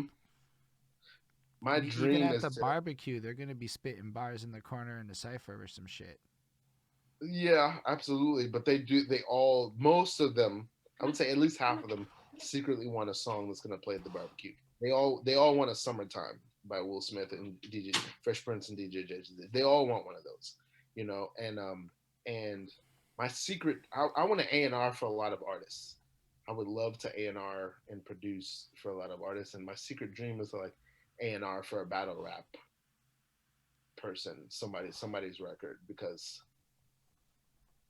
fuck, I could. I feel like I could do it. I feel like I could give him one of those songs, and not only could I give him one of those songs, but it'll be like it'll feel like their song. Like, oh yeah, Mm. this is some shit that I would say. This is me saying shit that I really think, and this is a vibe that I really have, as opposed to oh, I got you a hit. I would help them figure out a way to take what they've got and put it into a shape that is them, that is digestible. Man, I would love to do. That's my dream, to work with like a Murder Mook or a Hollow Dawn or anybody who wants daylight. Anybody who, I don't know a lot of the battle rappers, but Matt Hoffa, Brooklyn. Anybody, any battle rapper, I would love to work with them and help them make songs, because I don't think it's a matter of like turning off your lyricism to make a song. You No. have that lyrics, those skills of lyricism are only there to help you communicate better. But I have an example of an artist that is just the rawest, straightest, barsest motherfucker ever, but basically women are all over his music. His name's Oscar Biggs. He's from Montreal, but he's just so raw and rugged with it. And it's not like to be whatever. It's just like he studied all the DITC shit. And when I say that, I mean literally that crew. And he repurposed it with vulgarity. He just went in a more vile way with it. And people ate it up like candy because his flows are on point. His flows are just in the pocket perfectly. And he's punching on these jazzy, funky beats. mm, yeah, sounds fun. That's it. And it's all that whatever you could possibly ever want out of harsh lyrical hip hop, bars heavy, punchy shit. But at the same time, my girlfriend fucks with it because it's so Yeah, fun. yeah. The first Wu-Tang album, Enter the 36 Chambers, like there's a lot of really fun songs. Wu-Tang Clan ain't knowing the fuck. That shit is so fun. You know what I mean? Like, or even Cream, or those Yo, songs are fun in the way that um it immediately takes you to the feeling and you live in that world of that feeling. You know what I yes. mean? Or anything like that. It's like, yeah, just you don't need to give me a novel. Just give me this one feeling and give it to me strong for 3 minutes. Mm, That's all I need. I need this one feeling and I need to live there. Make a world for me and let me live in there for 3 minutes. yeah, That's that's it. that's actually why I fucks with that Illmind Hobson 5 song so much. It's one of the Yeah. only Hobson songs I think that like to this day I can still get lost in because that I might not agree with him anymore, but it takes me back to this emotion that I once felt that was so vividly Mm. powerful and I connected with it in such an ethereal way. I'm like, damn, Hobson, you got me with that one. I would love to work with Hobson. That's an artist that I would love to work with because he knows how to write a song. It would probably be a nightmare working with him because I think he's self-destructive and outthinks himself. But he knows how to be fun. He knows how to be entertaining. He knows how to rap and knows how to write a song. Um, he's super entertaining. He's a great performer. You know what I mean? But like, I think at least at the point that I saw him, he thinks he's smart and everyone is dumb, and that's not a way to make. You can't make music that way. That's why Kendrick works, because I've heard Kendrick say the audience is not dumb.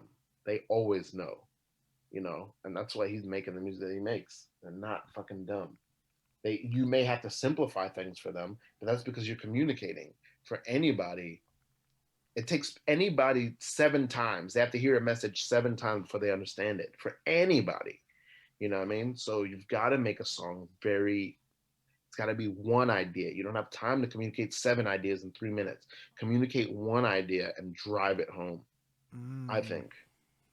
Or if you're gonna, I mean, I look at songwriting a little more like writing an essay. That's always been my approach. So your Mm-hmm. chorus is basically your thesis statement, and then your Mm-hmm. verses can be the arguments to break it down, and everything else is meant to build on that. So that's how I've always approached songwriting, win or loss, whatever. But all of my choruses are meant to be the idea glue to ping it to. So you might not know necessarily what it's about at first, but the chorus is supposed to connect the shit. Yeah. Yeah. Um, Let me think about it. But to be fair, that's how I used to write songs because I was complicated. I don't know how I'm gonna. Yeah. And I mean, I'm probably still gonna write songs like that at a base level because that's really like my favorite songs are structured in a way like that. Even in rock, Mm-hmm. you'll have like the verses expand on like the love in like two little snippets here and there, and then the chorus is like, "She broke my heart and You know, like so, like you get like the summation of what it is, and rock does it with mad brevity too. You don't really have a lot of thinking in it. Like people glorify Led Zeppelin like they fucking great lyricists. I'm like, my guy, they wrote like some trash lyrics. Mm, They're mm. repetitive as fuck, and they're not that great. But I like the song still because they're fucking catchy. Like a whole lot of love, doo doo, doo doo, a whole lot of love, and that's like the fucking half the chorus. Like, how could you diss anything after that? Like, that's like people's favorite shit. You know, at a certain era. Like, I look at that kind of stuff in the same way. Like, that worked for so many people. They were simple with it. Yeah, simple is. I remember hearing. I love. Here's the other thing I haven't brought up yet. This I don't know where how this developed, but by now it's a habit. So for most of the time, probably for the last 10 years, the fuck is going on with my eye? Oh, Um, sure. for at least the last 10 years, I watch probably about 10 hours of interviews a week. So I listen to or read people who are great at what they do talk about how they do what they do all the time. I'm almost addicted to it. I'm constantly. I think I was watching an interview right before we started talking. I'm constantly listening to interviews. I listen to them all the time. I know who all the best reviewers are, or all the best interviewers are. I read and listen to reviews too, but more often in interviewers.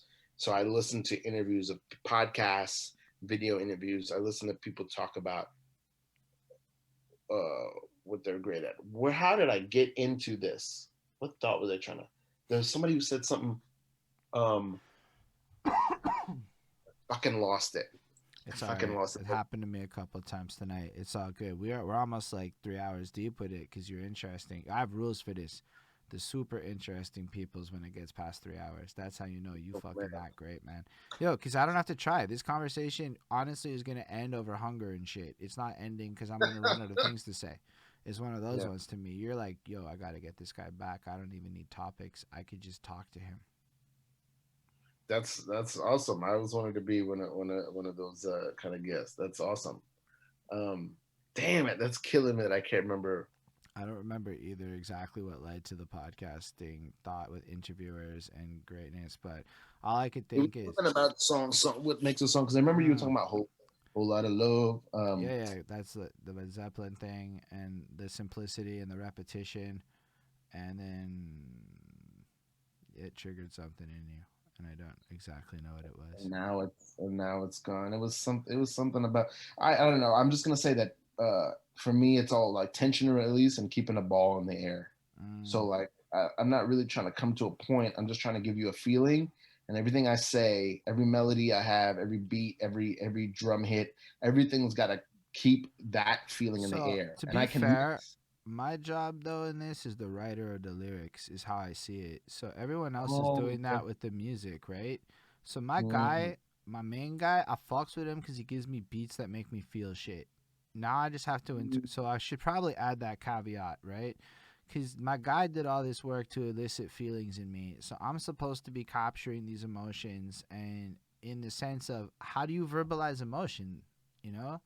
No, I'm really about the emotion with my songwriting. I mean, that's probably why I'm not accepted so well with the hip hop community in my lyricism is because I'm not really that guy, to be honest with you. mm, Like, what am I gonna mm. be? Try and be some New York dude? I'm not even born there. Why would I even try to be that? I'm in Yeah, Montreal. We're like, yo, there's a lot of rock here. There's a lot of jazz here. There's a lot of EDM here. There's a lot of emotional shit here. I'm awesome. sensitive as fuck. Like, let's be Hmm. real. Um, so like I don't know, like to me it's like as the vocalist, that's my role on this part. I'm never gonna be a beat maker guy because I don't want to be one. So like I like working with beat maker people. So like my guy will give me this beautiful fucking 3.5 4 minute composition, and maybe it could be good enough without me, but fuck that. That's my job. So I come in and I have to make it sound better. I have to take it to the next level and visualize what I interpret his emotion to be, which apparently every time is never what he thought it would be. So it's fun for him. I Sure. Yeah. sometimes I don't even use the beat the way he envisioned it. Yeah. That's the best. Yeah, yeah. If you find some other way to wear the coat, I don't know what that means, but Mm. yeah. But that's Yeah. kind of like, but so I love a lot of what you're saying because I mean, again, I am too complicated because of ego and I wanted to be a good rapper for a very long time. And that got in the way of my success. I'll be real with you. I think so because I don't know. I listened to like the one time I just got mad and fucking unloaded, and my dude's like, "That's my favorite song you ever did." I'm like, I tried so Mm, not hard on that one.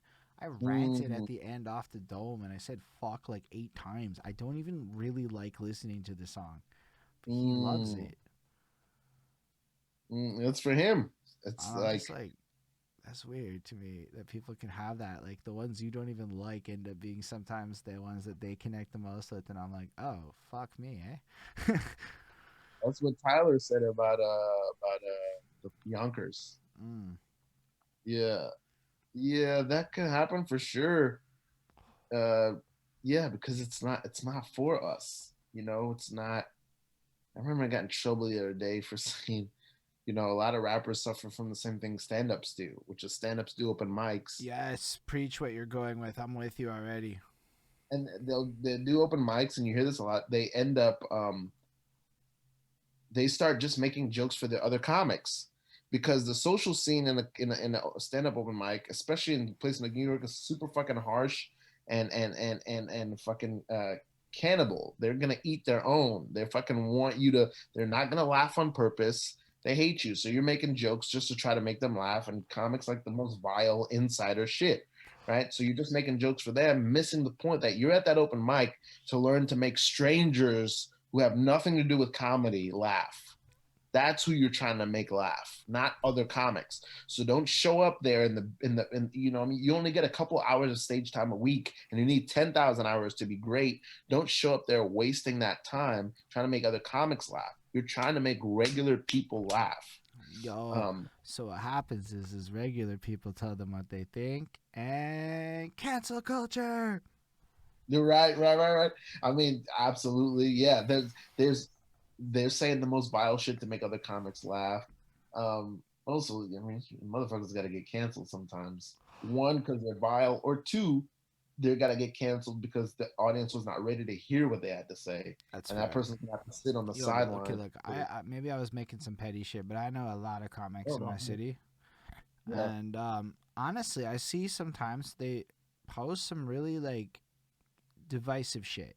Often it's divisive sure, shit, and sure, often they have a certain skin color that looks like mine, and they don't sure. know that maybe when you're making the joke, it's not the same as when other people make the joke in the eyes of everyone watching it. And so they spit this shit on a Facebook timeline, and I'm like, bro, that's like standing in a park screaming. It's not like you're in a club or anything. It's like you're in the Those folks. park. So yeah, you're allowed to say things, but you're not putting it on restricted if I'm seeing your shit, I promise. Which means you're just kind of saying it with a megaphone in a park to an audience of anybody, whatever you're saying, all the time Yep, on Facebook.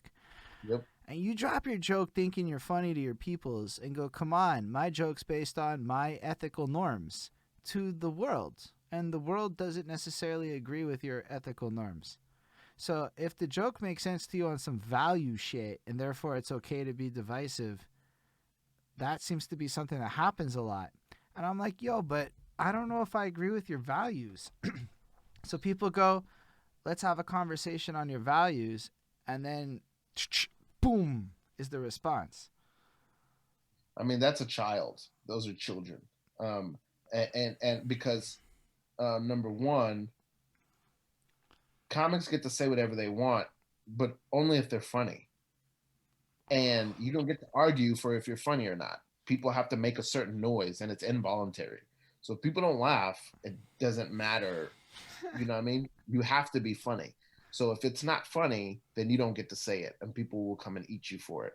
Also, something I noticed a lot of white folk is they tend to confuse being obnoxious with being funny, or with being obnoxious with being interesting. And they're not remotely the same thing. It's somebody who doesn't know who they are yet or doesn't know what their voice is yet, and they're trying to be edgy. Because I guarantee you, Rowan Atkinson, who's Mr. Bean, is way more funny than you, and he doesn't talk. You know what I mean? So, You are funny, my guy. We didn't even talk about your comedy. That line did really well for me. I like dry humor though. I'm into that British dry humor shit. It's very rare you'll get a real fucking chortle out of me. I mean, I just I know. I mean, I'm surrounded by comedians, so I know the comedian talking about, and I'm not that mad at them because they're young and they're just trying to learn how to be funny. Um, but yeah, this I was idea talking that about people in their 30s, my guy. oh God, well it's over for them. But the this idea that comedy has to be divisive, like they want to be Bill Burr, Dave Chappelle, and they're convinced they are. The burden of interest is on the artist. If the people aren't laughing, you're not funny, and you could be, but you better try something else. Because this thing, and nobody cares about your politics, and make people laugh. Yo, that's a big thing, I think, is a lot of people use comedy as a vehicle for political agendas thinking it's funny. Because honestly, political humor is funny when weird people are in office, but again, if you're funny. So a lot of If you're you funny, so you know what? Putting Trump in your joke is probably good clickbait in an era for about 4 years, right? But that's more in the realms of like, look, this is how I perceive it as a content marketer. Like mm, that's kind of part of my day job in my scholaries. I've studied this shit in the internets. And I look at a lot of stuff at a base level. Like I'm like, okay, what's your joke actually about, right? Like let's break this down linguistically. What are you saying? At like almost like it's a rap bar. I can't help it. That's what I do. And a lot yeah, of the times these same jokes are concept. like, ha ha, they're heathens. And I'm like, I don't know. I don't fuck with that shit. When your joke can be boiled down to ha ha, they're heathens, and really think about a lot of jokes, you'll know what the fuck I'm talking about if you are surrounded by it. To me, that's a weird joke. That's like not what George Carlin or Richard Pryor or the other greats did, you know? Like they were like really observing the world around them and making commentary on it in a meaningful way. Sure. And the other thing is, if you really watch George Carlin's doing a lot of this shit too. You know what I mean? He's a fucking clown. George Carlin is a literal clown. He's yeah, what, you know what I mean? He's doing all this shit. He's George Carlin is Jim Carrey with a bunch of big words. Ha! The That's same amazing. It's the same thing. And I love George Carlin. This is only what I'm saying is George Carlin is really a comedian. Like he is dedicated to the laugh. He may have a point that he's making, but he's funny. He's an imp. No, but he You made know what I mean? points, really good points. He made great points, but he is literally a clown. You I know what I feel you. mean? Well, sort of. Uh, Comedy is not my strong suit. I just know it at a very top level way, and I happen to know a disproportionate amount of comics. But I do mm, know that I care about certain things as a person, and I think about what's funny to me a lot because I don't laugh at the things other people laugh about, and I had to figure out why at some point. And I boiled it down to shit that boils down to ha ha heathen isn't funny to me. And unfortunately, most American comedy I find stems in that world of shit. Most of it that I find, not all of it. Whereas the British shit kind of plays with linguistics more and situational irony. And I like mm, situational irony. It's kind of satire at that point. It is real satire in a sense. And I like mm. really, but like satire is smart shit. Like you can't just be offensive. Oh, of course. And again, a lot of white people think being obnoxious is being interesting, and it's completely the opposite. But It's like satire is not even about being interesting. It's about mm, like leveraging, certain things to make points in a very specific and pointed kind of way, usually. It's often political. absolutely. But at the end of the day, it all has to be funny. Yeah, And that's true.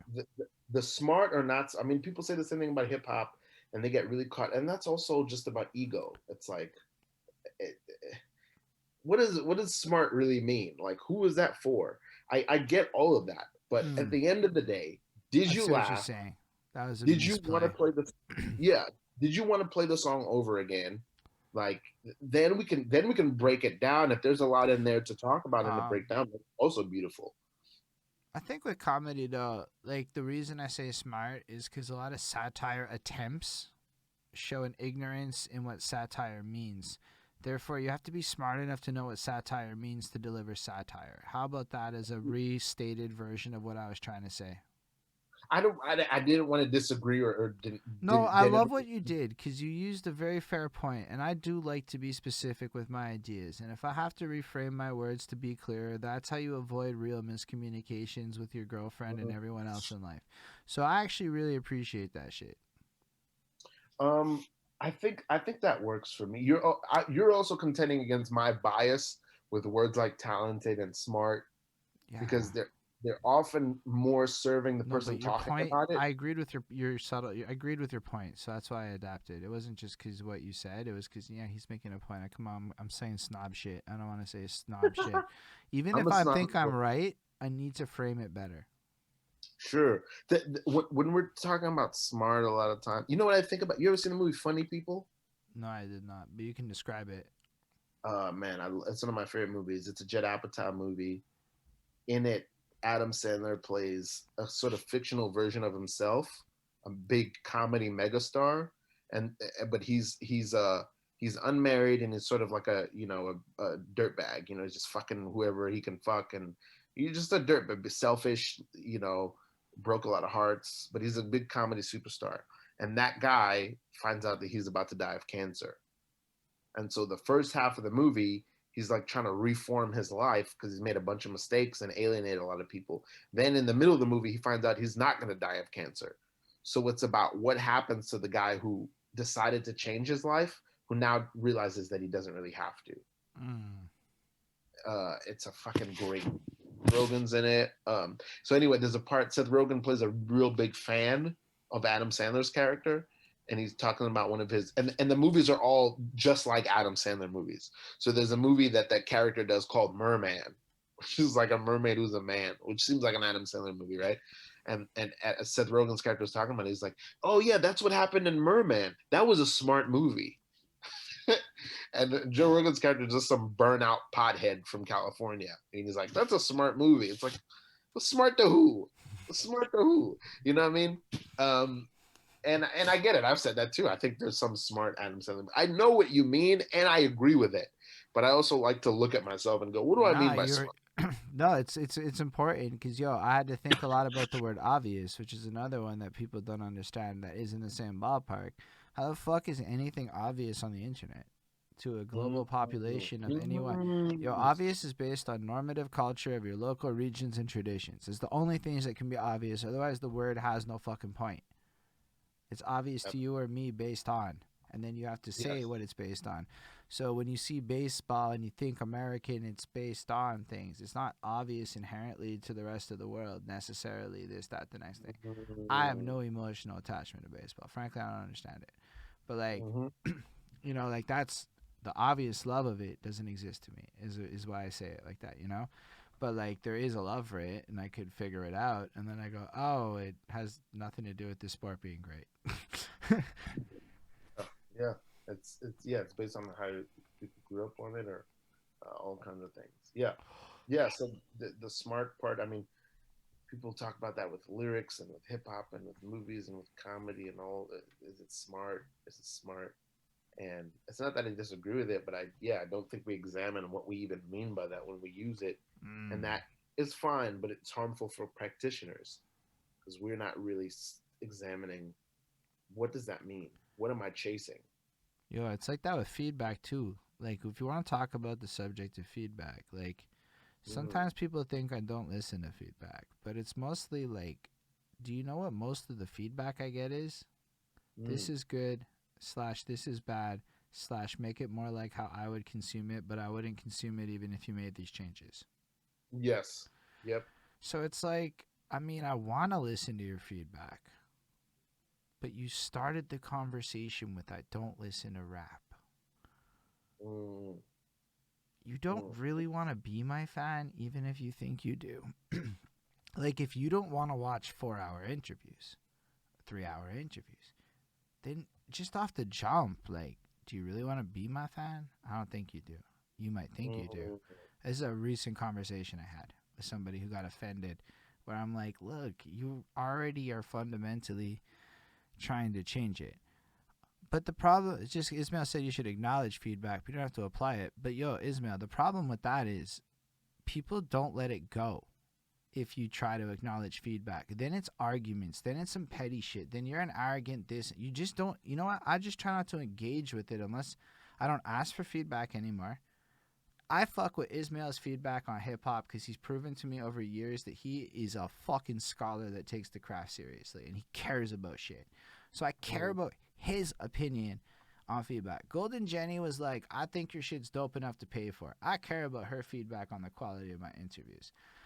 Random person in the office that won't watch my shit and is patronizing me and telling me what shows he wants to watch instead. It's hard for me to engage with that feedback with the same level of seriousness. It just is at this point because otherwise I'm listening to 3,000 feedback points a day, kind of not that many, but like I might get 30 feedback points in a given day if I were to really listen to every person's feedback. How do you even digest that much feedback and not cripple yourself as an artist? There's I used to run into the same thing a lot with sending people my songs. And the big thing is it is coming from who I want it to come from, which is the regular person. And it does sound like you're getting valuable feedback, but you do need to translate it because they're not telling you something you can use in its raw state. Yeah. If you dilute it or if you extract. Hold on, I can't hear you anymore, and I don't know what happened. Oh, sorry, I covered the mic. Awesome. The What I ask people lately when I send them a song is I just ask them, just tell me how this makes you feel. I don't care what you would do. You don't write songs. You don't know anything about it. So there's not that much really you would tell me that's helpful about it because you don't have the language and you don't have the I whatever really you're like that. I'm gonna steal that shit from you because yo, honestly, I don't like. I like Ismail's feedback because it acknowledges certain specific actionable things here and there. And I mean it like that. Like, that's, I think, the biggest problem is, honestly, I don't know that I promise to have the energy to fucking deal with translating strangers' feedback at this point. I don't even know people sometimes. It's like, yeah, you can't take it from everybody. It's very few people you can right. take So it. that's why I meant, like, and I keep bringing him up, but Ismail has been watching my shit for years. Like, he literally probably knows me better than I know myself in some ways. And I have to acknowledge that as he says things about me, you know, like in the back of my mind. That's different. Ismail is a fucking homie to me, you know? Like, I trust his opinion. Now, unfortunately, I used to be that guy that asked everybody for feedback. That was a mistake at Yeah, one point, and it made me kind of mistake, jaded. But now I might mistake. do that. How does this? Because, yo, it was back to your, like, yo, surveys is like, I have to kind of dance on eggshells because it's literally part of my day job. But asking the right question is literally everything to a survey. And a feedback is about surveys. And I love the way that you found the magic question where honestly you could probably charge people to teach them that. I had not thought of that. Yeah. That was my first thought when you said it. Wow. Yeah, that's the only thing. That's the only thing you can really translate because people are gonna tell you to do stuff, and it's more because, and I don't blame them. It just feels good to be like, yeah, I know something about this. You don't. Um, it's because you haven't practiced it, is all. And they're gonna give you information that's not actionable, or they're gonna give you something that they think works or sells, and it's like that's not what I want either. You don't know Yeah. what I want. But it was like figuring out that my girlfriend wants shit she can dance to that's fun. But I didn't listen to her because she didn't use words I understood at first to describe that meaning. And then it was about the fourth year into that conversation that it made sense to me.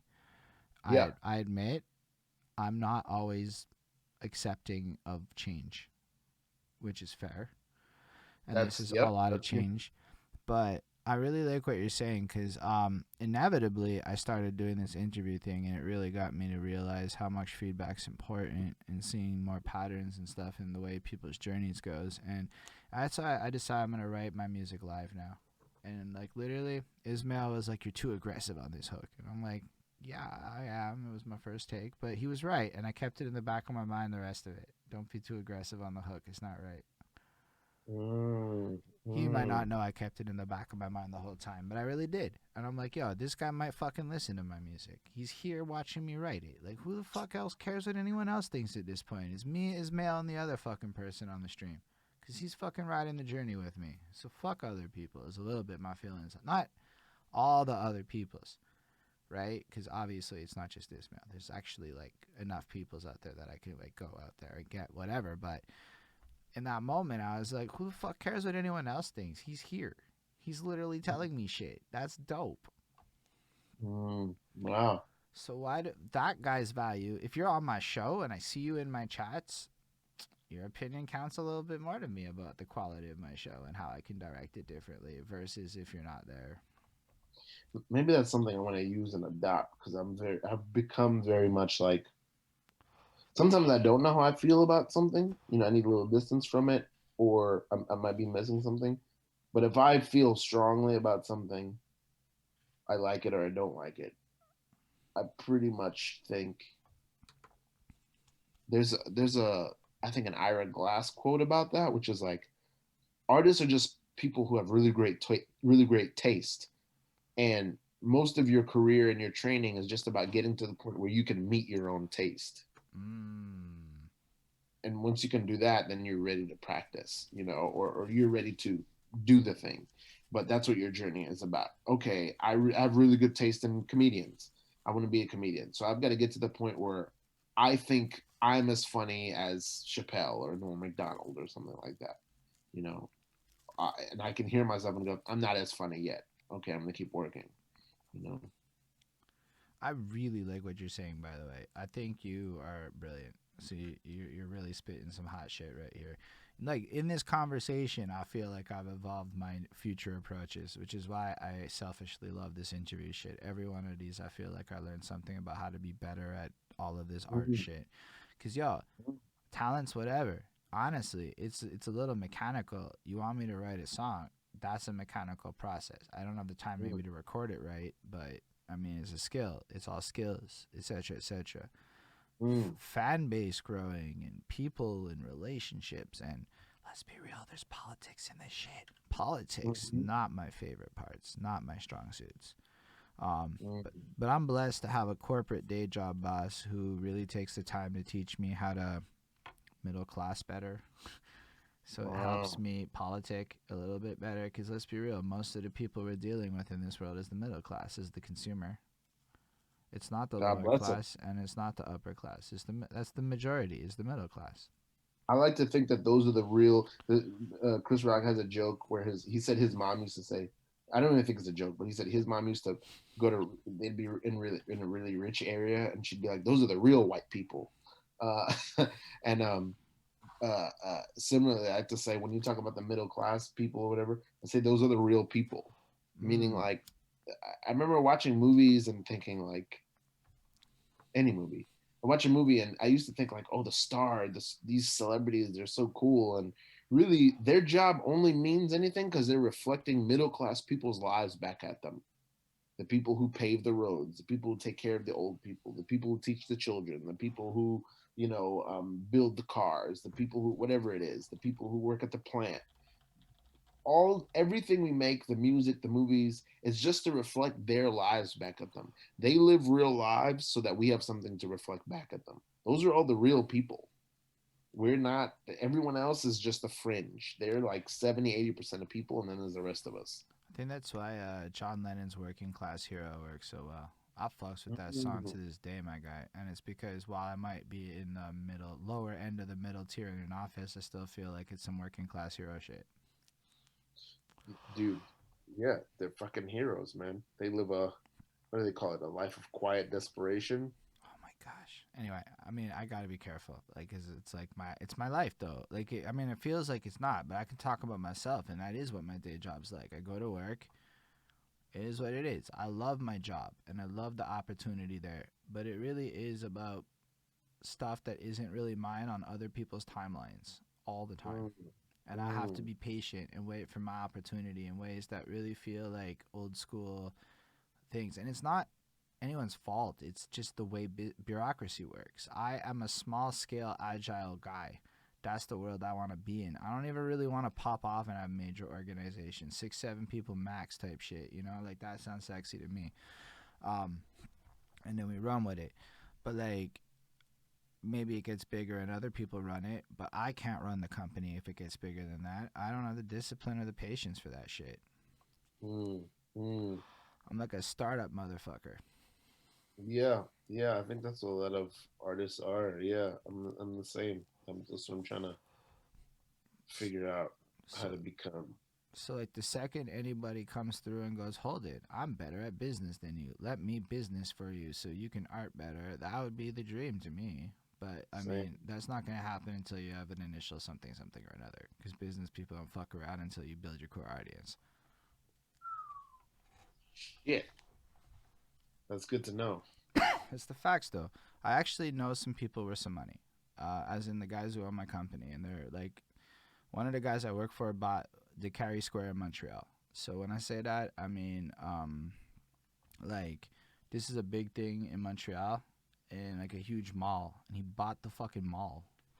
His like it's huge. Like the city had to approve it and shit. Damn. So I work for that guy. And we go to By his the way, house. I know Montreal. I got a lot of family there. I mean, it's next to the Orange Julep, if that means anything to you. Probably not, but Nah, I just had spent a lot of time as a kid in that city.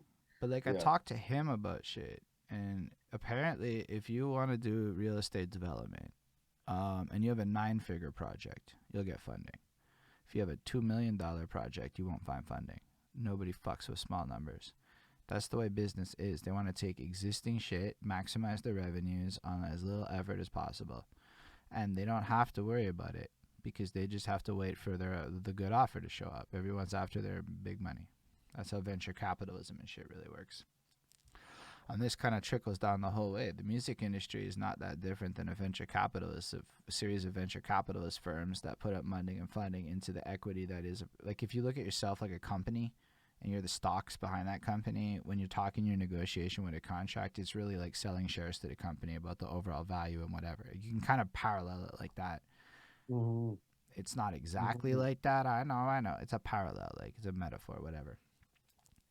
So that's what the Wow. labels role is. So you can see a lot of comparisons in it. So the people with real money are gonna not treat us differently. Yo, I talked to this guy about music versus high art. High art goes up in value on some lame perception shit. You can buy like 50 pieces of art and one of them's gonna pop and you're set. You made back all the money on your like fucking $5,000 a pop fucking whatevers. But we're like a service. And we act like we're commodities, but our commodities don't sell. So rich people don't want to fuck with us. So what they do is they wait for the people who prove the service angle. You can sell tickets. That's an as a service model. You can do these things. Your service brings in value, and then wealthy people, labels, whatever, swoop in once you've proven the value of your as a service economy, as in established Hmm. your fan base and proven your own funnels and this and that already, and then they invest on your ecosystem and build on it. That's how shit works now. There's no such thing as a motherfucker making a move without already having some shit popping on his own. Shit, dude. Yeah, I know that, and I'm learning to understand that, and I'm learning to build the other side, which is honestly like it doesn't discourage me. I feel like for Nah, some you're set for people, this shit, my guy. You should be very yeah, encouraged. yeah, I feel encouraged by it because to me it's like, yeah, the value. I always hear people go, sales don't matter. What the fuck are you talking about? How do you know that your music is any good if people aren't willing to shell out money for it? How do Mm. you know that people value it if people aren't willing to shell out If money they can for it? subscribe to you. So However they do sales it. don't necessarily matter. It's a language issue. You should Yeah. adapt that to just counter it with sales don't matter, but revenue does. What is okay? Tell me what that means to you. So sales to me, I don't consider a guy subscribing to me on Patreon a sale, Okay. but I think that's a better revenue model than worrying about sales. So Revenue means what versus sales? revenue is money coming in by any Got source. AdSense is a revenue source. I make money on Twitch ads and YouTube ads and alternate revenue sources. So it's hard for me to call that sales. Is that sales? Nah, nobody fucking bought sure, anything. But sure, I can't deny the fact that YouTube every now and again sends me a hundo. I can't deny sure. but yo, if I can stack up enough of these hundos, it's 1,000. If I can stack up enough of these thousands, it's a career. And so you start collecting subscribers. And so if you say sales matter and you look at it linearly, like sales is in products and commodities, sales don't matter to me at all. Honestly, I don't give a fuck if I open a merch store. I will, yes, inevitably when it's right, but it's not my priority. My priority is that, yo, sometimes people even can donate directly on Twitch. I'm not asking for it. That's not why I'm saying it. It's to explain it to you, sir. But people can, in theory, fucking throw literal pennies at me, you know? Um, and then also, not all that subscribe to you as your fan is another point, but we're talking about revenue sources. So to me, it's like if you broaden the idea of sales to revenue sources by any means and whatever they are, you're thinking in a more internet marketing kind of way, as opposed to I'm gonna sell this product or not. Like fuck it, I'm not. I made more money not selling albums than I did trying to sell albums. Maybe That I would is have made more money selling albums if I tried that. Don't get me wrong, but like I'm not doing well, but I've made enough money to not feel like it's like I feel like it's worth throwing more money at it, we'll say, rather than not. shit, man. Damn. That yeah, that is the part I wanna figure out. I gotta, and that is very helpful because for me, like if I had to, my biggest influence, my favorite artist of all time is Prince, Mm. and Prince had the thing that I want, like my end goal, which is he had Paisley Park. He had a huge complex where you could uh, write music, record music, distribute music, rehearse music live, shoot videos all in one, and live there. He had that all in one complex. That's what I want. I Yo, he want my dropped own. the YouTuber model before it was cool. I had no fucking idea. That is the current business model of YouTuber houses. What do you mean? What do you They mean? buy like mansions and build machine houses to pump out content on repeat is a huge business model in LA and shit. That's yeah. Oh wow. Yeah. That's I didn't oh. know I that didn't. came from Prince. I didn't personally know that. I don't know anybody else who did it. I'm sure other people did it before him. As a matter of fact, the band did it probably. You know Mm. the band, the Last Waltz. Anyway, it's been done, but it's cool to see Yeah. Prince doing it before it was cool. That kind of Yeah. shit excites me. He was doing all kinds of shit at his complex. He did everything at Paisley Park that he could, and it was most things. I think he even had a staff. He had like engineers on because he didn't sleep, so he had 24-hour engineers, 24-hour everybody was there all the time. He had people designing clothes for him on premises most days of the week, That's just like nice. people designing his clothes. I don't want all that. I just want to be able to shoot videos, record music, and play with my band and my property. That's That's the all I dream. want. That's all I That's want. I want a yeah, basement I can convert into a media studio that has all the rooms I need for the different purposes and that is allows exactly. people to come through but not go in my house. Yeah, yeah, yeah. I want that. I want to. I think who had that too. I think fucking oh man, I'm just I know it. remembering I this. just know it. A guy from Montreal who does it, and it inspired the shit out of me. So I'm fucking like into it. They did it on Full House. They converted the basement into a studio so Uncle Mm. Jesse can record down there. Uh, No, but like so if you get a big enough house, you can have a big enough basement to have a proper 4 rooms set up for different purposes, right? I already got it all pictured in my head how much space I need, but like yo, then I would never need to leave my apartment or house at that point, and that would make me very happy. I would leave it, but I would never need to leave it. yeah, that's all I've ever wanted. Like just to be able to make stuff. And I mean, I'm also doing theater and stuff. So I would like rehearse a play, put up a play. I mean, whatever it is, like just do it all there. Uh, that's the end goal for me. That's the dream. That's what I'm trying to get to. So I got to figure out a way to make this content to get enough subscribers so that I know that they can fund. If each of them just chips in $1, they can fund that dream. Yeah, Shit. it's just being accessible where people are encouraged to give money is the truth. Say that one more time. Being Being accessible where people are encouraged to give money is helpful to your cause.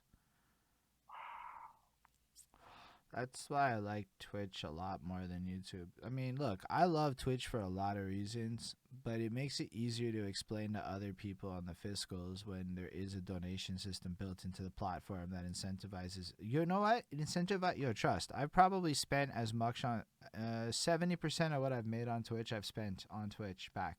Believe it or not. Mm, Cause yo, I mm. just show up on channels and I'm like, fuck that. They throw bits at me. I'm fucking throwing bits now. And Twitch is just like, give me, because Twitch takes 50% of every fucking thing you donate, so they charge you, Right. and then they take 50% of the donations after. So Twitch is just like, give me back that money, and I'm like, Twitch, please take that money. And everybody's Damn. fucking happy because we love it. It's fucking weird. There's a lot of gambling addiction built into Twitch. I found out, and it's fun.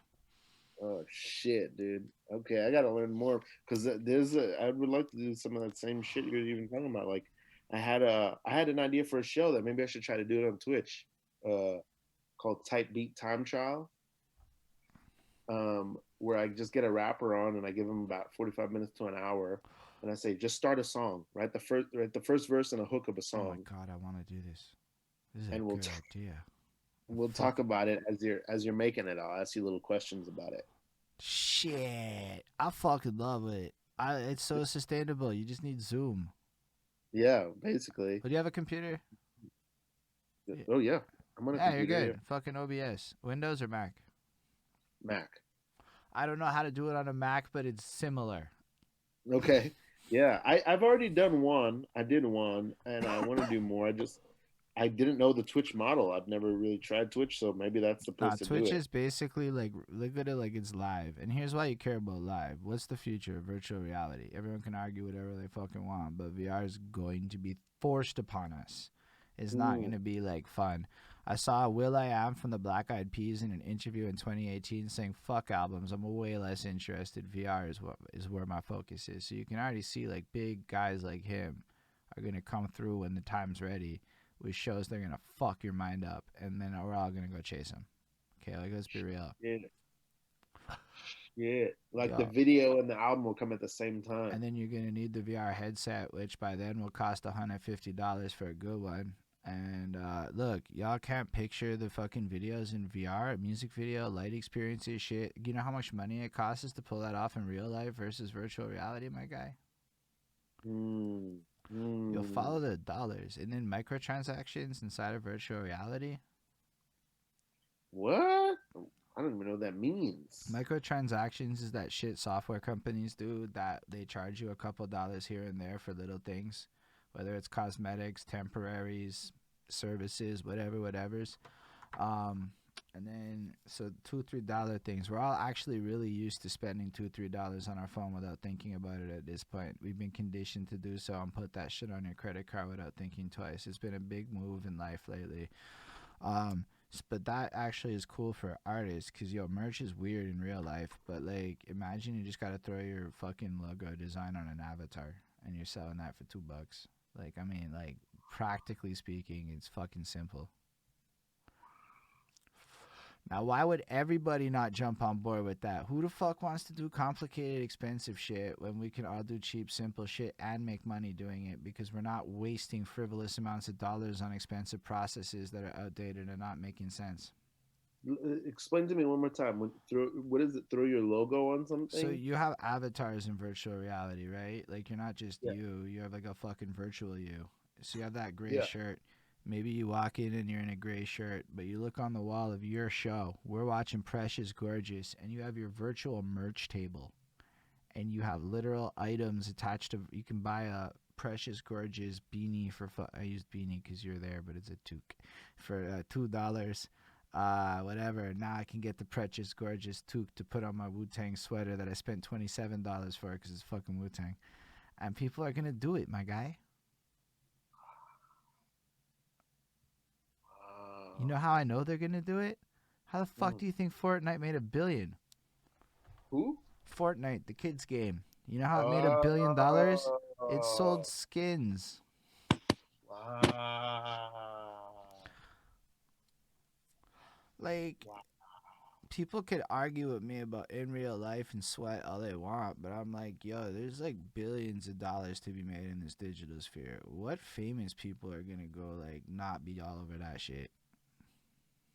That's another thing you just helped me see is that like it's something I thought already, but like I gotta really work even more in my visual sense. Like what Me the too. how does the precious gorgeous thing look? And I'm just talking about like it's everything.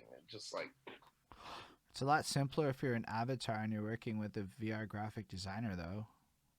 mm-hmm, For you mm-hmm. and me, like I, in the theory, in the future, don't even have to look like me anymore. I can have a person create an avatar for myself.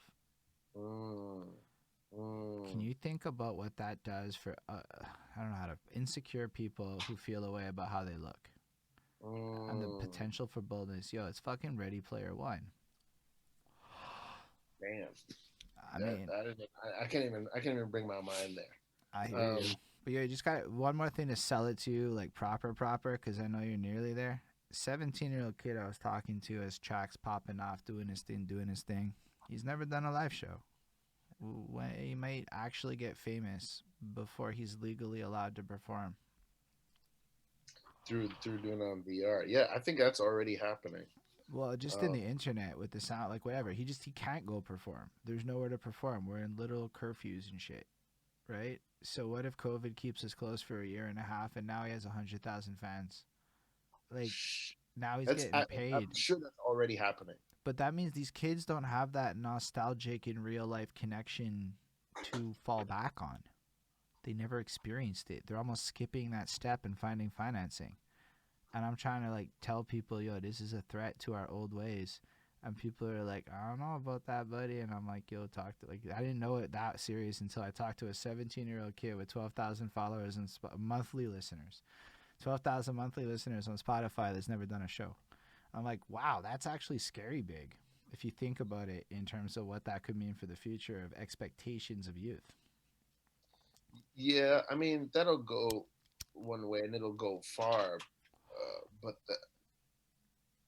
and maybe even for a whole generation it'll go far. But then at some Mm, point in the next generation, I agree the with that. I like what you're saying. novelty of the live experience, one person who goes back to that, they're gonna be a fucking revolutionary. Like Uh, the gathering together will always have a be special because it's too visceral. Big facts. So me and the kids agree that it's going to not be bars. It'll be like chalets and private parties and things like that for the gram because it's better photo ops full of people rather than empty bars and Junji. So that's Mm, just going to be lit. And I don't know that I'm going to be invited to a lot of it because of my age and lifestyle. But the other side is festivals. Obviously, festivals, they were doing well already. They're not going anywhere. But I think live's just going to get more premium. Like people were already spending $400 to go see Nostalgia, so like I never thought live was going away. I'm all about following the money. yeah, yeah, It's yeah. just now that Nostalgia has a $20 VR access attached to each step of the tour. Damn. Yeah, that part's coming too. Gosh, It's here. I can't. I can't. I don't know how much I can manage. Just I always get scared about this because I'm always so much like Yeah, but you're I so still cool. don't. I don't know that I'm cool, man. I'm just trying to. I appreciate that. I'm trying to figure out how to. Not I everyone feel holds down this 3.5 hour chat of fucking bouncing everywhere. And I mean, I'm not saying like a million people are watching, but there's a few people watching for hours now. That's fucking crazy cool. That doesn't happen unless you're cool. I'll take it, man. I've super enjoyed this. I would like to at some point Yeah, uh I feel you. maybe do another part because I would like to get into 100.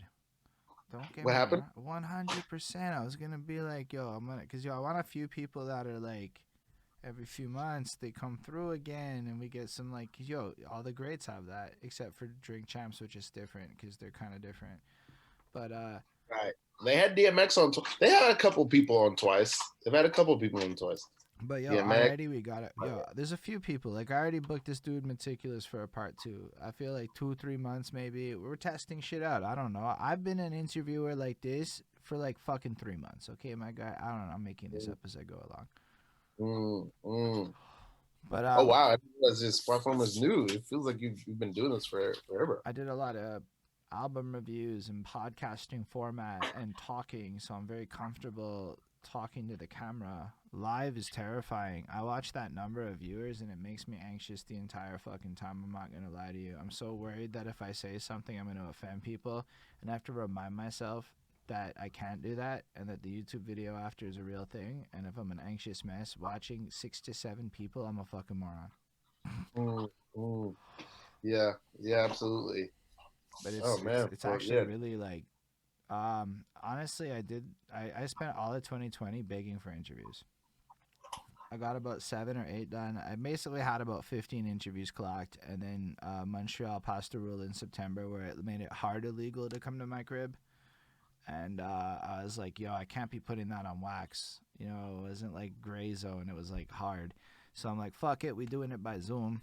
And then we started it kind of slow in October. And then the next thing I know, by November, I was getting hit up by motherfuckers. Like, and it just started building. And now we booked out like 3 months. damn, dude, that's But amazing. it was after a fuck ton of failure. Yeah, Like, to me, that. this is month like 52. It's not like whatever of the journey of this Mhm. part of it. But like, yo, this speed, this interview shit, I didn't know I was gonna be an interviewer like this. I didn't know this is what was gonna stick. It just happened and then it just flipped and then it turned out smoking pot and talking for several hours was interesting to this niche of people that fucks with it heavy. I'm like, yo, I'm just kind of explaining to you a bit how to think about this shit. But most importantly, I love this. This is how I hang out with people. I would hang out with you and we would just do this off camera. Yeah, absolutely, absolutely. I love the way you think. I feel like we have super similar uh, ways of thinking about things, or maybe congruent. And I do love the sort of small troll you do. Let me try to jab at this idea and see if see if Ralph will bite at it. I Well, love that. I'm trying to test out some of it, but I mean, sometimes it's worth like, sometimes it's worth figuring out who can be topical. Like, how am I Mm-hmm. really gonna know that unless I do a little jabby poo here and there? Because some people don't bite at Absolutely. it. They're not interested. They have nothing to say on these topics. So it's like, all right, let's go back to your life story. Right, absolutely. Yeah. But Well, like, I mhm. I don't know. Sorry, I cut you off. No, no, no. I appreciate that technique. I think it's very wise and sharp. And yeah, we certainly we talked for a while, and we haven't even we gotten to I guess to my Yeah, bike tour. here's It's another almost secret. If I really think it's gonna go to 4 hours, I derail the interview at the story part at about the 2 hour mark, and I basically make sure I can get you to come back again. It's a strategy because now you're like, fuck, I got like all this life, and it's like there's no way, and now you're like, I lived so much of my life. Yeah, but yeah. I think we also showed how interesting you are by example in a lot of ways, and I learned a lot personally, so I got real selfish with it. Well, I appreciate that. I definitely I want to encourage. I haven't plugged it the whole time like a fool, but I definitely want to encourage people No, to. sorry. Smart man is to save it to the end. You don't see me plug in very much throughout the whole way, did you? Oh, okay. Tell me when we're there. I Yeah, don't want it's to jump. like I was gonna go 11 latest for real, so we can wrap it up. It's like 10:40. It's cool. It's an organic place to start plugging. And if y'all have last questions, it's the last hurrah, so you can ask and then you can plug while they're asking. Oh, please, yeah, yeah. Precious Gorgeous Ralph.com. Precious Gorgeous RALF Ralph.com is where you can see all my music is there. My last four albums are there. My new music video, Emmanuel Lewis, is there off of Brooklyn Petting Zoo. Some of my sketches are there. Yeah, check me out. I teach a lot of the stuff. I teach songwriting. I teach acting. I teach comedy. If you're looking for classes in any of those things, Yo, say it with yeah. some tenacity. Like, yo, I'm precious fucking gorgeous, my guy. I'm gonna make you precious because I'm fucking gorgeous. Oh shit. Man, that's really not my style. um, but yeah, my music is on that site. My last four records, especially Brooklyn Pettings, I'm really proud of. Yeah, it's amazing. Um, Yo, are you still with us? You froze as I said that. Okay, cool. It's so no, amazing. Are you gonna hype it up properly, or can I hype it up properly for you? I'm All not right, a hype this guy. motherfucker named every single fucking track after a significant fucking person from Brooklyn. It's called Brooklyn Petting Zoo, obvious reference to like the fucking Brooklyn whatever shit's going on. Brooklyn. Every beat is jacked from a Brooklyn person. It's cool. It's a mixtape. And it's like really fucking Brooklyn about it. And you know what? That's brilliant because you might not have thought about that or started Googling these people like I did. And then I was like, holy fucking shit, that's a real Brooklyn architect person that they don't know who the name of is. Do I remember Oh that yeah, guy's name? No, but I remember that that's a Brooklyn dude. And I read yeah. that fucking blog going, who the is this a real person? That's some fucking dope ass shit, my guy. Plus, sonically, you're getting an experience. It's everything. You got the thinkings and the feelings, and if you pick an emotional landscape you might be feeling in a day, I believe Precious Gorgeous has you covered on that motherfucker, which is quite actually impressive because Man. versatility across a project of that length is mad important for me.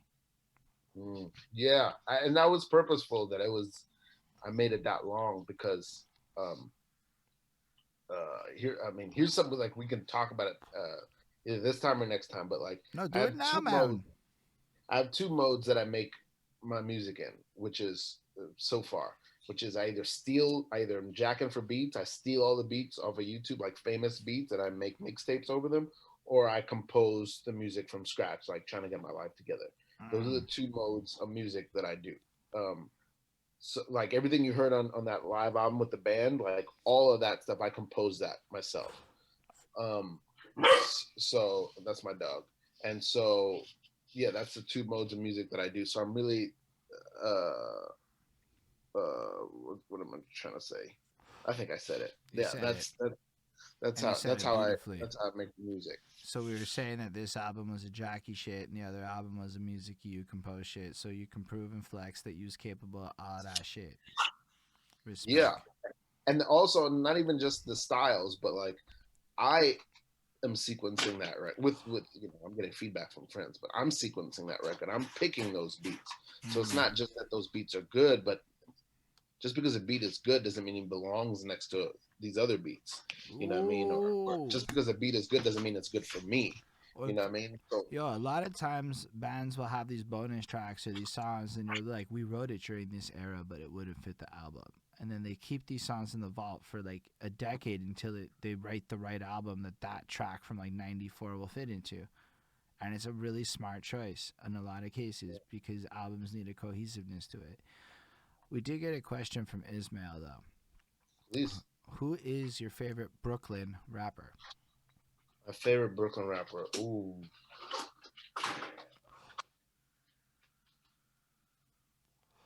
technically, well, here's some shit. Technically, it's Nas. Nas was born in Brooklyn.